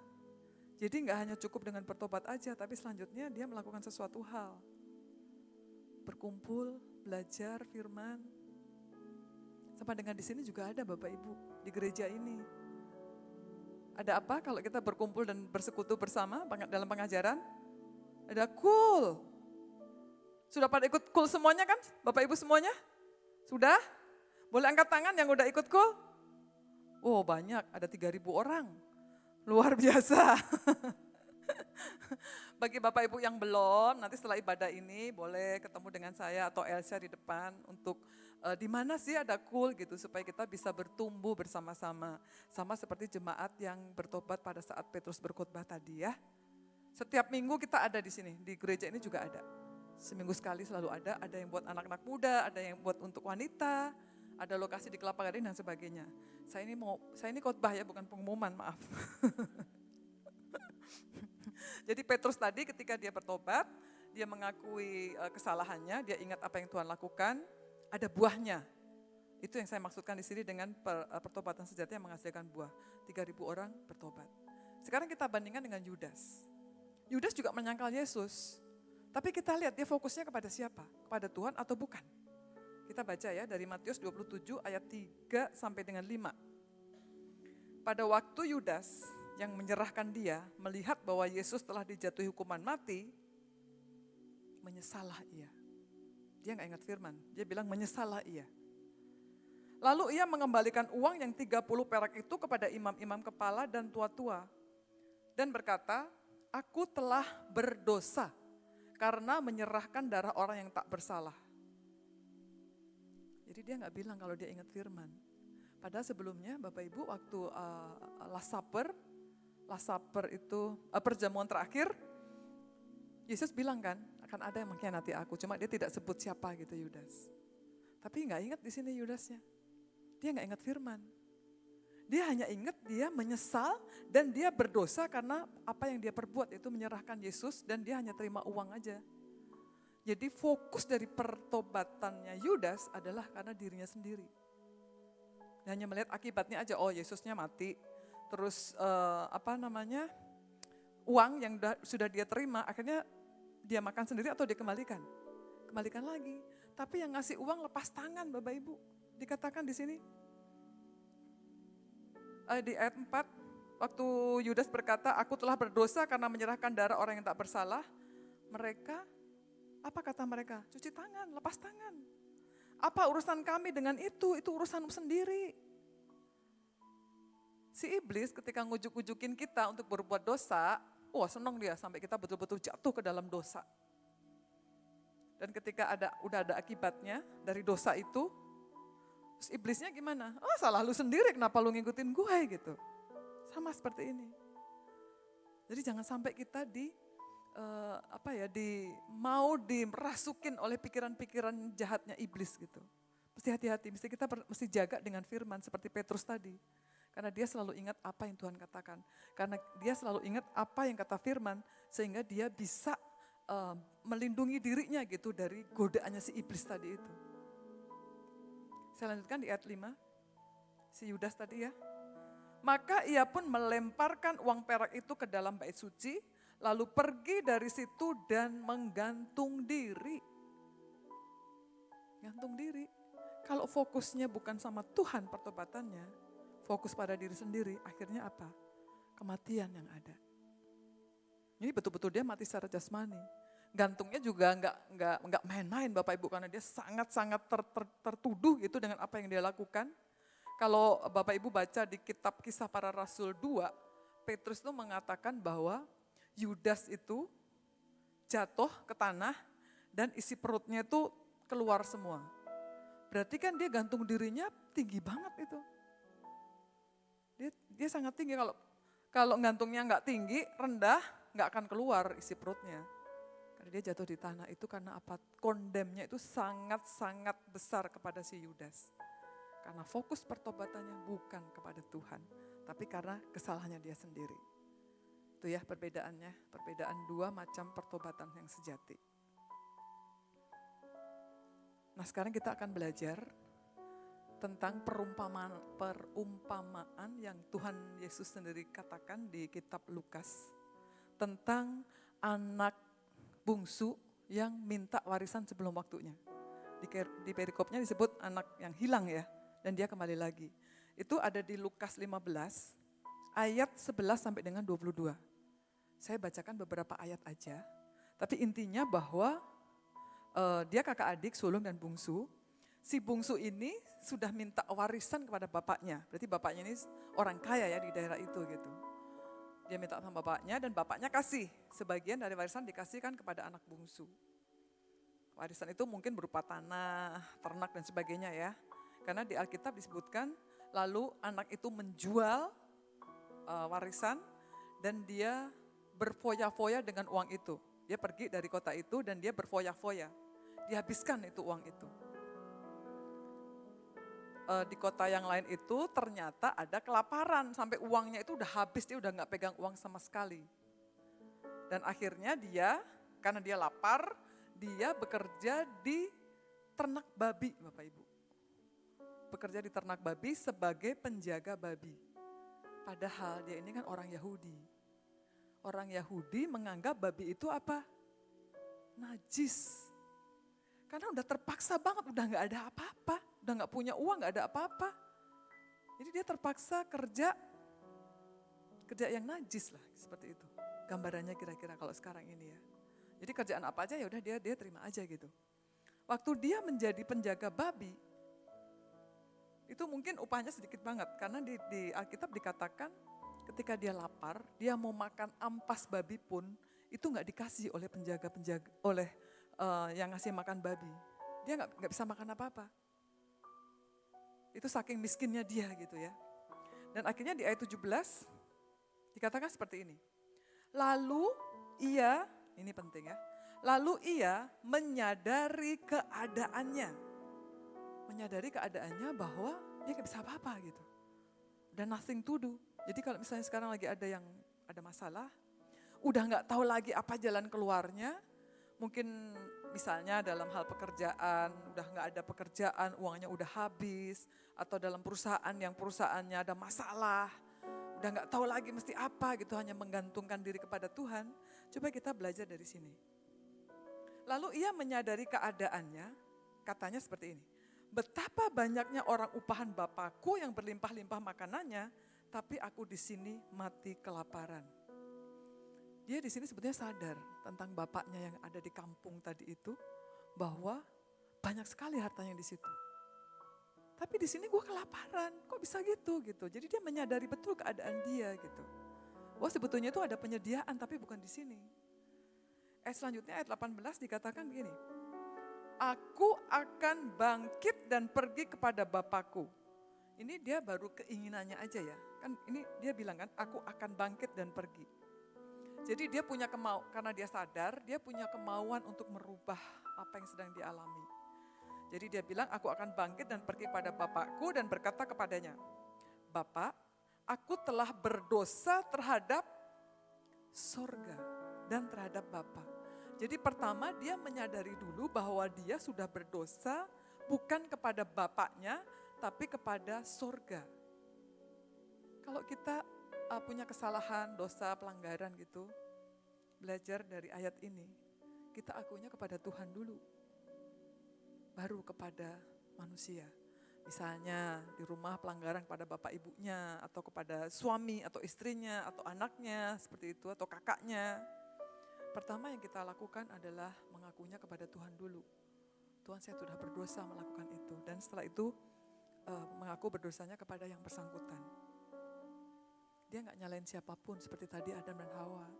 Cari pembenaran yang lain, ini gara-gara karena kelaparan sih gue jadi kayak gini gitu. Gara-gara si A, gara-gara si B. Nyalahin, apalagi nyalahin Tuhan seperti Adam tadi itu. Salah-salahan. Gak seperti itu Bapak Ibu. Ini Tuhan Yesus mengajarkan, ini perumpamaan Tuhan Yesus sendiri loh yang mengatakan ini. Jadi kita mesti mohon ampunnya kepada Tuhan, mengaku salahnya kepada Tuhan. Ayat 19, aku tidak layak lagi disebut anak Bapa. Jadikanlah aku sebagai salah satu upahan Bapa. Jadi dia menyadari keadaannya dan dia mau menerima konsekuensinya. Kan dia bilang tadi, jadikan anak upahan pun saya gak apa-apa gitu. Konsekuensi dari perbuatan dosa dia tadi. Itu tadi dia punya keinginan ya, dia punya niat gitu untuk mau bangkit, dia mau pergi ke tempat bapaknya. Perkataan dia. Tapi di ayat selanjutnya, ayat 20, Bapak Ibu, dia tidak hanya mengatakan di mulut, jadi omdo, enggak omdo, tapi dia melakukan apa yang dia imani. Karena iman tanpa perbuatan adalah mati. Ayat 20 kita baca bersama-sama. Saya bacakan ya, bukan baca bersama-sama. Sorry. Ayat 20. Maka setelah dia punya iman tadi, dia mengerjakan. Maka bangkitlah ia dan pergi kepada bapaknya. Nah ini yang luar biasa nih. Ini kisah ini sebetulnya Bapak Ibu sangat dalam sekali artinya. Nanti di rumah boleh direnungin lagi. Buat saya ini sangat dalam. Maka bangkitlah dia dan pergi kepada bapaknya. Ketika ia masih jauh, ayahnya telah melihatnya. Maka tergeraklah hatinya oleh belas kasihan. Lagi masih jauh, ayahnya udah lihat. Berarti tadi bapaknya itu hari-hari itu menunggu dia untuk balik. Karena masih jauh dia udah ngelihat gitu, berarti kan dia nunggu-nunggu si bapaknya itu. Dan yang lebih luar biasanya lagi, ayahnya itu berlari mendapatkan dia lalu merangkul dan mencium dia. Ini suatu gambaran Bapak Ibu bahwa ketika kita berdosa, berbuat kesalahan, Allah Bapa ini menunggu kita untuk bertobat dan datang kembali kepadanya. Dia nunggu, kapan anakku ini akan balik? Dia mencium, dia merangkul dia. Padahal tadi di depan saya sudah sampaikan bahwa dia ini kerja di mana? Kerja sebagai apa? Penjaga babi. Kalau penjaga babi bau nggak badannya? Bau babi nggak? Bau babi. Kalau dia penjaga parfum wangi, baunya wangi gitu. Tapi dia penjaga babi. Tapi bapaknya nggak jijik lihat dia. Dia peluk, dia cium. Kalau babinya babi panggang, babi merah enak itu. Berhubung ini penjaga babi, babi yang masih hidup ya aromanya entah seperti apa. Tapi pelajarannya di sini adalah seberapa besar, seberapa jahat, seberapa buruknya kondisi kita, seberapa besar dosa kita apapun itu. Tuhan menunggu kita untuk datang. Dan Tuhan menerima, Tuhan memeluk, Tuhan mencium. Tuhan tidak pernah melihat masa lalu kita. Mau jadi apapun, Tuhan tetap terima. Tuhan Yesus setiap kali menyembuhkan orang, tidak pernah Tuhan Yesus tanya, apa yang kamu lakukan sehingga kamu berdosa? Contohnya yang orang yang pendarahan, berapa tahun? 12 tahun. Tuhan Yesus menanyakan enggak, kenapa kamu ini? Apa dosa kamu? Enggak ada, semua. Yang matanya buta, yang tuli, yang lumpuh bahkan, Tuhan Yesus tidak pernah menanyakan tentang masa lalu dia. Dia cuma berkata, berdiri dan bangkitlah, maka akan sembuh. Tuhan tidak pernah melihat masa lalu kita. Yang Tuhan lihat adalah sekarang ini, apa yang engkau lakukan kepada Tuhan. Dan masa depan kita tidak tergantung dari masa lalu yang sudah kita lakukan. Amin enggak? Tapi masa depan kita tergantung dari apa? Masa lalu yang sudah dikerjakan Yesus pada waktu yang lalu. Tuhan sudah menyelesaikan di kayu salib. Tuhan sudah menebus dosa-dosa kita di kayu salib. Tuhan sudah menebus segala sakit penyakit kita, penderitaan kita sudah diselesaikan di kayu salib. Itu yang Tuhan Yesus lakukan dahulu. Dan itulah masa depan kita. Lalu ayat selanjutnya, ayat 21 ya. Kata anak itu kepadanya, Bapak, tadi dia sudah mengatakan ya, bahwa dia berdosa kepada surga. Nah sekarang ini ketika dia sudah bertemu dengan bapaknya, dia lakukan. Aku telah berdosa terhadap surga dan terhadap Bapa. Aku tidak layak lagi disebut sebagai anak Bapa. Nah ini ketika dia berbuat dosa, dia menyadari, dia merendahkan hatinya, mengakui dosa-dosanya, dan dia siap menanggung segala konsekuensinya. Tetapi apa yang dilakukan Bapak? Bisa jadi Bapak itu salah sendiri, kamu sih kemarin tuh berdosa minta warisan dulu sama aku gitu. Tapi Bapak yang baik, Bapak yang di surga gak seperti itu. Di ayat 22 dikatakan, tetapi ayah itu berkata kepada hamba-hambanya, lekaslah bawa kemari jubah yang terbaik. Pakaikanlah itu kepadanya, kenakanlah cincin dan pada jarinya dan sepatu pada kakinya. Di ayat 23, dan ambillah anak lembu tambun itu, sembelihlah dia dan marilah kita makan dan bersuka cita. Jadi Bapa di surga itu sangat-sangat menunggu kita kembali dari dosa. Dan setelah itu, setelah kita bertobat, betul-betul berbalik 180 derajat pada Tuhan, dia akan membawa kita ke dimensi yang lebih tinggi lagi. Amin. Tapi syaratnya itu tadi, betul-betul kita harus fokusnya kepada Tuhan, kita punya pertobatan. Tuhan mau kita terus menjadi kepala dan bukan ekor. Tuhan terus akan membawa kita naik dan tidak akan pernah turun. Itu janji Tuhan, janjinya ya dan amin. Dan ini terbukti di perumpamaan ini. Tuhan tidak pernah melihat apa yang sudah kita lakukan di belakang, yang hal-hal yang tidak baik, itu semuanya sudah diselesaikan, sudah diputihkan oleh Tuhan semuanya. Jadi dari kisah tadi itu, pertobatan anak yang hilang tadi, kita ada mengambil 3 poin utama, jadi 3 langkah untuk pertobatan yang sejati. Pertama adalah sadar dalam hati telah berbuat dosa kepada Allah. Fokusnya kepada Allah, bukan kepada manusia. Yang kedua, tadi kan dia bilang, maka bangkitlah dia, bangkit dan pergi. Jadi mengambil keputusan untuk berubah haluan. Dan yang ketiga, dia harus bertindak dengan iman. Tanpa iman, kita tidak bisa melakukan suatu pertobatan yang sejati. Kita tidak bisa sendiri tanpa Roh Kudus. Kalau tanpa Roh Kudus nanti jadinya akan seperti Yudas tadi. Atau diam di tempat. Yang tadinya mencuri, enggak lagi mencuri, ya udah gitu aja, biasa aja gitu. Tapi ketika kita dengan iman, dengan bantuan Roh Kudus itu akan berbeda. Ketika kita bertobat, Tuhan akan menuntun ke suatu hal yang bahkan lebih tinggi dari yang sebelumnya pernah kita lakukan. Ada satu lagi tentang Daud. Ya, sedikit sebelum saya menutup karena waktunya sudah hampir habis. Tentang Daud, kita semua tahu Daud itu orang yang berkenan di hati Tuhan. Lalu Daud itu pernah melakukan dosa yang Tuhan juga gak suka. Yaitu dia, pasukannya aja lagi berperang tapi dia tinggal. Dia tinggal di istananya. Dan waktu itu sore-sore hari habis bangun tidur gitu dia lihat orang lagi mandi. Perempuan lagi mandi, Betsheba. Lalu dia tertarik lah gitu ya, lalu suruh orang ambil Betsheba dan akhirnya Betsheba hamil gitu. Padahal suaminya itu lagi perang. Karena dia sudah udah cinta gitu sama Betsheba, jadi dia punya keinginan untuk membunuh suaminya Betsheba. Dia punya rencana untuk membunuh dan akhirnya suaminya Betsheba mati. Jadi dosanya dia udah banyak banget.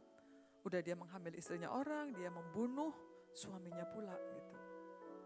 Dan akhirnya Tuhan kan tidak berkenan dengan apa yang Daud lakukan. Tuhan mengutus Nabi Nathan untuk berkata kepada Daud. Kita belajar dari multimedia, boleh bantu tayangkan 2 Samuel 12 ayat 13. 2 Samuel 12 ayat 13. Ada ayatnya? Oke, ada ya, 2 Samuel 3 ayat 12. Lalu berkatalah Daud kepada Nathan, aku sudah berdosa kepada Tuhan. Jadi dia bukan berdosa pada dirinya sendiri, tapi kepada Tuhan. Dan Nathan berkata kepada Daud, Tuhan telah menjauhkan dosamu itu, engkau tidak akan mati. Karena dia sudah mengaku dosanya kepada Tuhan, apa yang terjadi dengan Daud? Waktu dia mati, Bapak Ibu, itu dia penuh dengan kekayaan. Ada di 1 Tawarikh 29 ayat 28. 1 Tawarikh 29 ayat 28. Boleh ditayangkan? 1 Tawarikh 29 ayat 28. Saya bacakan aja ya. Kemudian matilah ia, itu Daud, pada waktu telah putih rambutnya, lanjut umurnya, penuh kekayaan dan kemuliaan. Jadi waktu dia mengaku berdosa kepada Tuhan, Tuhan pulihkan. Dan buahnya apa? Waktu dia putih rambut, dia mati. Matinya bukan karena tertuduh seperti Yudas tadi itu. Tapi dia matinya dalam kekayaan dan kemuliaan.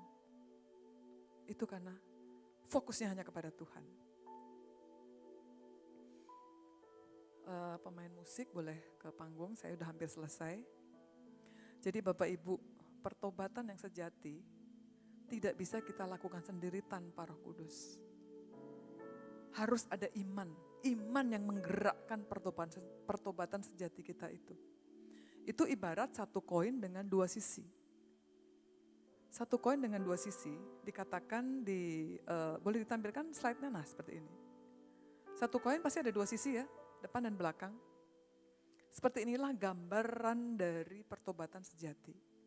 Jadi pertobatan sejati tidak bisa berjalan sendiri. Kita tidak bisa melakukannya sendiri tanpa bantuan Roh Kudus. Dan tanpa iman kita tidak bisa melakukan itu. Di Markus 1 ayat 15, ini Yesus yang berkata, waktunya telah genap, kerajaan Allah sudah dekat, bertobatlah dan percayalah kepada Injil. Jadi pertobatan dan iman percaya kepada Injil itu harus satu paket. Satu lagi Rasul Paulus ini di Kisah Para Rasul 20 ayat 21. Aku senantiasa bersaksi kepada orang-orang Yahudi dan orang-orang Yunani supaya mereka bertobat kepada Allah, bukan kepada manusia. Bertobat kepada Allah dan percaya kepada Tuhan kita Yesus Kristus. Itu satu rangkaian. Dan siapa yang memerlukan pertobatan itu? Orang yang belum percaya, bertobat menjadi percaya. Kita semua di sini juga memerlukan pertobatan, termasuk saya. Bertobat dari yang tidak baik menjadi baik. Dari yang baik menjadi lebih baik lagi, sehingga ada buah yang dihasilkan dari pertobatan kita itu. Dan buahnya bisa dinikmati oleh orang sekitar kita. Jadi pertobatan sejati itu bukan tentang hanya berhenti berbuat dosa, tapi ada buah yang dihasilkan dari pertobatan itu. Di tahun penuaian ini, saya percaya setiap kita akan mengalami suatu pertobatan sejati yang menghasilkan buah. Amin. Bahkan ini keinginan dari Tuhan Yesus sendiri juga, bahwa setiap kita harus menghasilkan buah. Dan di Matius 7 ayat 20 dikatakan seperti ini. Jadi dari buahnya lah kamu akan mengenal mereka. Buah pertobatan kita, orang akan melihat kita itu berubah banget. Dari yang dulu, misalnya nih ya, seperti Petrus tadi, dari yang dulu menyangkal Tuhan Yesus, bahkan bersumpah, mengutuk, akhirnya dia memenangkan 3.000 jiwa. Dan di Matius 5 ayat 16 dikatakan seperti ini, demikianlah hendaknya terangmu bercahaya di depan orang, supaya mereka melihat perbuatanmu yang baik, artinya ada buah yang dihasilkan, dan memuliakan Bapamu yang di surga. Jika saat ini sedang ada yang mengalami suatu hal-hal yang tidak baik, pelanggaran atau dosa, yuk kita fokusnya kepada Tuhan, akui kepada Tuhan bahwa kita bersalah. Nanti Tuhan akan seperti Lukas 15 tadi, Tuhan itu menunggu kita datang kepadanya. Dia akan memeluk, dia akan mencium, dia akan memberikan jubah yang terbaik. Dan juga cincin, tadi katakan cincin dan juga sepatu. Jadi Tuhan akan memberikan yang lebih baik lagi dari yang sudah pernah Tuhan kasih sebelumnya. Amin. Mau kita semua bertobat? Aminnya kurang keras. Gak mau bertobat, mau dong ya, kita semua bertobat ya. Mau, amin. Oke Bapak Ibu, kita berdiri yuk, kita mau doa bersama-sama. Bapak Ibu diberkati? Amin. Puji Tuhan.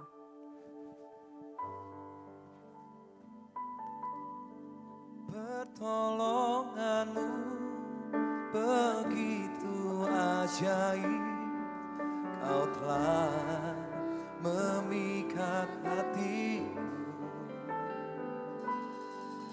Di saat aku tak sanggup lagi, di situ tanganmu bekerja.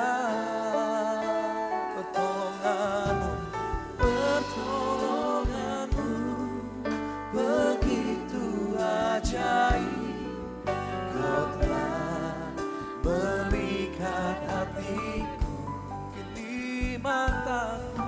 Kini mataku tertuju padamu, ku rasakan kasih-Mu Tuhan. Terima kasih Tuhan untuk kasih-Mu yang luar biasa. Terima kasih Tuhan untuk pertolongan-Mu Tuhan. Kami percaya Tuhan, Engkau selalu menunggu kami untuk melakukan pertobatan Tuhan. Engkau selalu melihat kami bahkan dari jauh dan Engkau sendiri akan berlari-lari untuk menyongsong kami Tuhan. Terima kasih Tuhan, Engkau Allah yang luar biasa. Engkau Allah yang mengampuni segala pelanggaran kami Tuhan.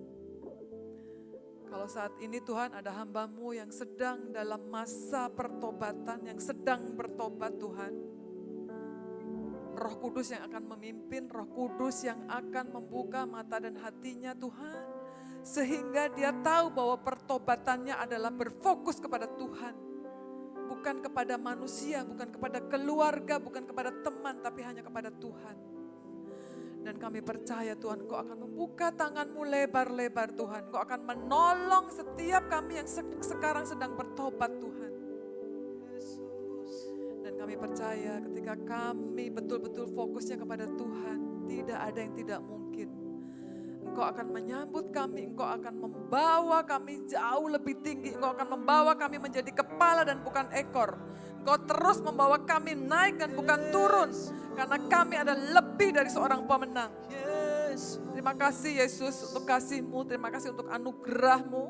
Terima kasih untuk tak berkesudahan kasih-Mu Tuhan. Engkau selalu membuka pintu pengampunan bagi kami Tuhan.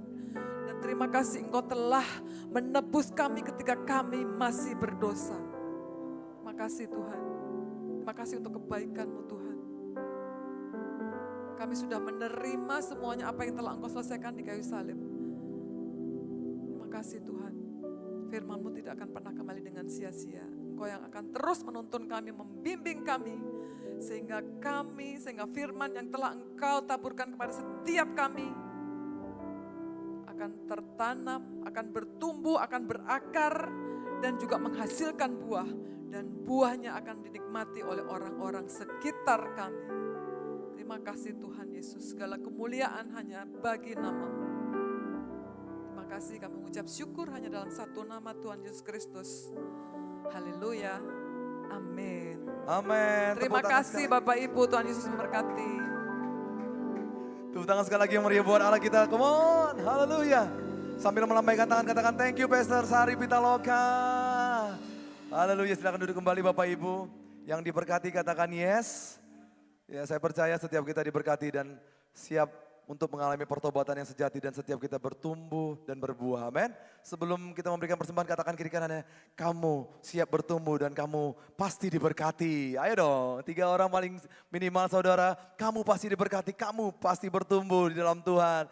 Haleluya, haleluya. Saya teringat pertama sekali saya kenal Outbox gini saudara, buahnya saya dapatkan dari Kak Sari ya. Orang yang paling bersemangat menyapa saya di online saat itu. Halo Herbert gitu ya. Saya sangat diberkati sekali. Sekali lagi tepuk tangan dong buat Pastor Sari. Thank you Pastor Sari. Yang diberkati katakan yes. Haleluya. Sebelum kita memberikan persembahan, kita satukan hati kita sama-sama dan kita berdoa. Tuhan terima kasih. Kami bersyukur kami mengalami hadirat Tuhan. Perjumpaan dengan Tuhan, bertemu muka dengan muka dalam roh dan kebenaran. Terima kasih Tuhan buat kebenaran firman. Tuhan Yesus kami semuanya bangkit. Iman kami bangkit, iman kami bertumbuh di dalam Engkau. Terima kasih buat hambamu Pastor Sari Pitaloka Tuhan. Berkati hambamu ya Tuhan. Berikan hikmat yang baru, berikan pengurapan yang baru, minyak yang baru, kekuatan yang baru yang daripada Tuhan. Berkati berlimpah-limpah, berkat jasmani, berkat rohani, berkat materi, berkati kesehatannya. Berkati apapun yang diperbuat yang kau buat berhasil dan beruntung. Akan banyak jiwa-jiwa yang dibawa melalui hambamu ini mengenal Tuhan dan melakukan tanda-tanda ajaib di dalam Engkau. Terima kasih Tuhan. Dan tibalah saatnya kami akan memberikan persembahan, tanda respon kasih kami kepada Engkau Tuhan. Engkau yang berkati setiap tangan-tangan yang memberikan berlimpah, limpah, limpah. Dan Engkau memberkati setiap taburan Tuhan. Dan kami siap memberikan taburan kami, semua persembahan kami hanya kepada Tuhan Yesus. Dan kami memberikannya seperti kepada Tuhan Yesus. Dengan penuh ucapan syukur yang siap memberi bersama-sama. Katakan amin. Mari beri yang terbaik. Haleluya. Sementara persembahan dijalankan, Bapak Ibu bisa memberikan secara transfer atau QRIS yang ada di depan ataupun di samping dari sisi gedung kita ini. Bapak Ibu bisa memberikannya dan juga memberikan secara transfer dan juga yang secara cash di kolektan yang sedang dijalankan. Kapan saja dan di mana saja bisa memberikannya secara transfer. Haleluya. Pengumuman berikutnya saudara, minggu depan ada 2 kali ibadah seperti biasa 25 Mei. Yang pertama 10.30 dan 13.30 yang akan dilayani oleh Pastor Yolanda Vergina. Bapak Ibu kami rindu, Bapak Ibu beribadah bersama-sama ke tempat ini. Ajak keluarga, kerabat yang dikenal untuk beribadah bersama-sama di tempat ini. Amin. Haleluya. Ibadah kenaikan Tuhan Yesus saudara hari Kamis 29 Mei 2025 jam 10.30 dan 13.30. 2 kali ibadah saudara, itu hari merah. Ya kalau merah di kalender pasti hari spesial. Pasti kenaikan Tuhan Yesus hari yang paling spesial dalam hidup kita, amin. Ada 2 kali ibadah bersama dengan gembala kita di tempat ini, Pastor Weliar Kauntu. Bersama-sama kita alami lawatan Tuhan di tempat ini, ajak keluarga bersama-sama kita sebelum liburan datang beribadah ke tempat ini. Haleluya. Kami mengajak jemaat Tuhan yang rindu melayani bersama-sama di bidang ushers, guru-guru sekolah minggu, khususnya yang bisa English speaking. Bapak Ibu mari kami mengundang sebesar-besarnya, seluas-luasnya bagi Bapak Ibu yang rindu melayani di tempat ini, terutama yang guru-guru sekolah minggu ya saudara ya. Dan semua yang nanti rindu akan dibimbing juga, ya pasti dibekali juga dengan pengajaran-pengajaran sebelum terjun ke lapangan. Haleluya, ke lapangan upacara ya saudara, enggak ya? Haleluya, kami menyambut jemaat Tuhan yang baru pertama sekali hadir di ibadah kedua GBI Plaza Indonesia. Bisa melambaikan tinggi-tinggi dong, jangan malu-malu, yang baru pertama sekali. Ada kakak yang di tengah, ada 2 orang, ada ibu juga. Selamat datang, welcome. Ada tinggi lagi, tinggi-tinggi lagi. Ada kakak yang di belakang, welcome home. Selamat datang dan keluarga khususnya Tuhan. Setiap hari keluarga di tempat ibadah bersama-sama. Haleluya. Bapak gereja kita ada di nomor 08 910 133. Sekali lagi 08 910 133. Bapak Ibu bisa men-save nomor ini dan juga bisa mendapatkan semua informasi yang menyangkut ibadah dan juga kegiatan GBI Plaza Indonesia di tempat ini. Bapak Ibu juga yang rindu menyampaikan doa dan kerinduannya, biar kita support sama-sama dalam doa, bisa juga di chat di nomor ini. Dan juga yang terakhir kami mengajak semua jemaat Tuhan untuk bergabung dan terhisap di dalam KUL atau Komsel. Ada beberapa lokasi daerah yang sudah ada saudara, di Kelapa Gading, ada juga di Kuitang Keramat, di Trust Building, dan juga di Menteng, ada di BSD, ada di tempat ini Ladies Fellowship, ada juga Nogen, di Plaza Indonesia anak-anak muda, dan juga hari Rabu ini sepertinya ada worship night ya, ada di Bintaro dan juga ada di Kebon Kacang. Bapak Ibu mari bergabung, bertumbuh bersama-sama di setiap KUL yang ada, amin. Bapak Ibu yang mungkin jauh banget dari beberapa lokasi yang sudah ada, Bapak Ibu bisa menghubungi kita akan datang berkunjung dan membuat komsel di sana, KUL, Community of Love, amin. Yang mau katakan yes, yang mau katakan heeh, Bapak Ibu bangkit berdiri bersama-sama, Terima kasih bersama-sama kita sudah beribadah dalam unity di tempat ini. Sebelum kita pulang kasih tos kiri kanannya. Kamu tetap akan diberkati Tuhan. Kamu sangat disayang Tuhan. Haleluya. Yesus mendengar lebih dari yang kudoakan. Come on. Yesus menjawab lebih dari yang ku harapkan dengan caranya. Dengan caranya di waktu yang tepat. Ku kan melihat Yesus jadikan semua yang percaya. Come on. Yesus mendengar lebih dari yang ku doakan. Ku harapkan dengan caranya di waktu dalam kedaulatannya Tuhan Yesus. Come on. Ku kan melihat Dia jadikan semua. Bukan melihat Tuhan, ku kan melihat Dia jadikan semua yang percaya. Come on. Ku kan melihat Yesus jadikan semua. Sorakan haleluya. Terima kasih Tuhan. Mari kita tutup ibadah dengan doa. Haleluya Tuhan, terima kasih buat sore hari ini. Mengucap syukur buat kebaikan Tuhan. Kami boleh dengar firman-Mu, hamba berdoa. Biar setiap firman jatuh di tanah yang subur. Dan firman itu boleh berbuah buat setiap kami. Dan sekitar kami boleh melihat, menikmati buah pertobatan demi pertobatan dalam hidup kami Tuhan. Terima kasih, berkati Pastor Sari Tuhan. Dimanapun hamba-Mu melayani, banyak jiwa dimenangkan untuk kemuliaan nama Tuhan. Terima kasih Tuhan, Kau sementara kami berpisah satu sama lain.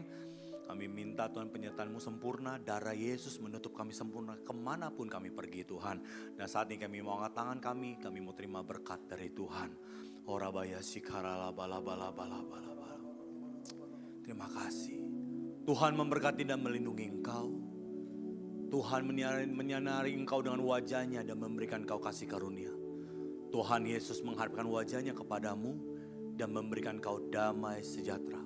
Pulanglah, terimalah berkat dari Allah Bapa, kekuatan dari Tuhan Yesus Kristus, persekutuan yang manis oleh Roh Kudus menyertai kita semua dari saat ini sampai Tuhan menjemput kita ke alam permai, bahkan sampai selama-lamanya. Buat setiap yang telah menerima berkat ini sama-sama katakan amin. Happy Sunday. Saling menegur katakan Happy Sunday. Tetap dahsyat dalam Tuhan. Haleluya.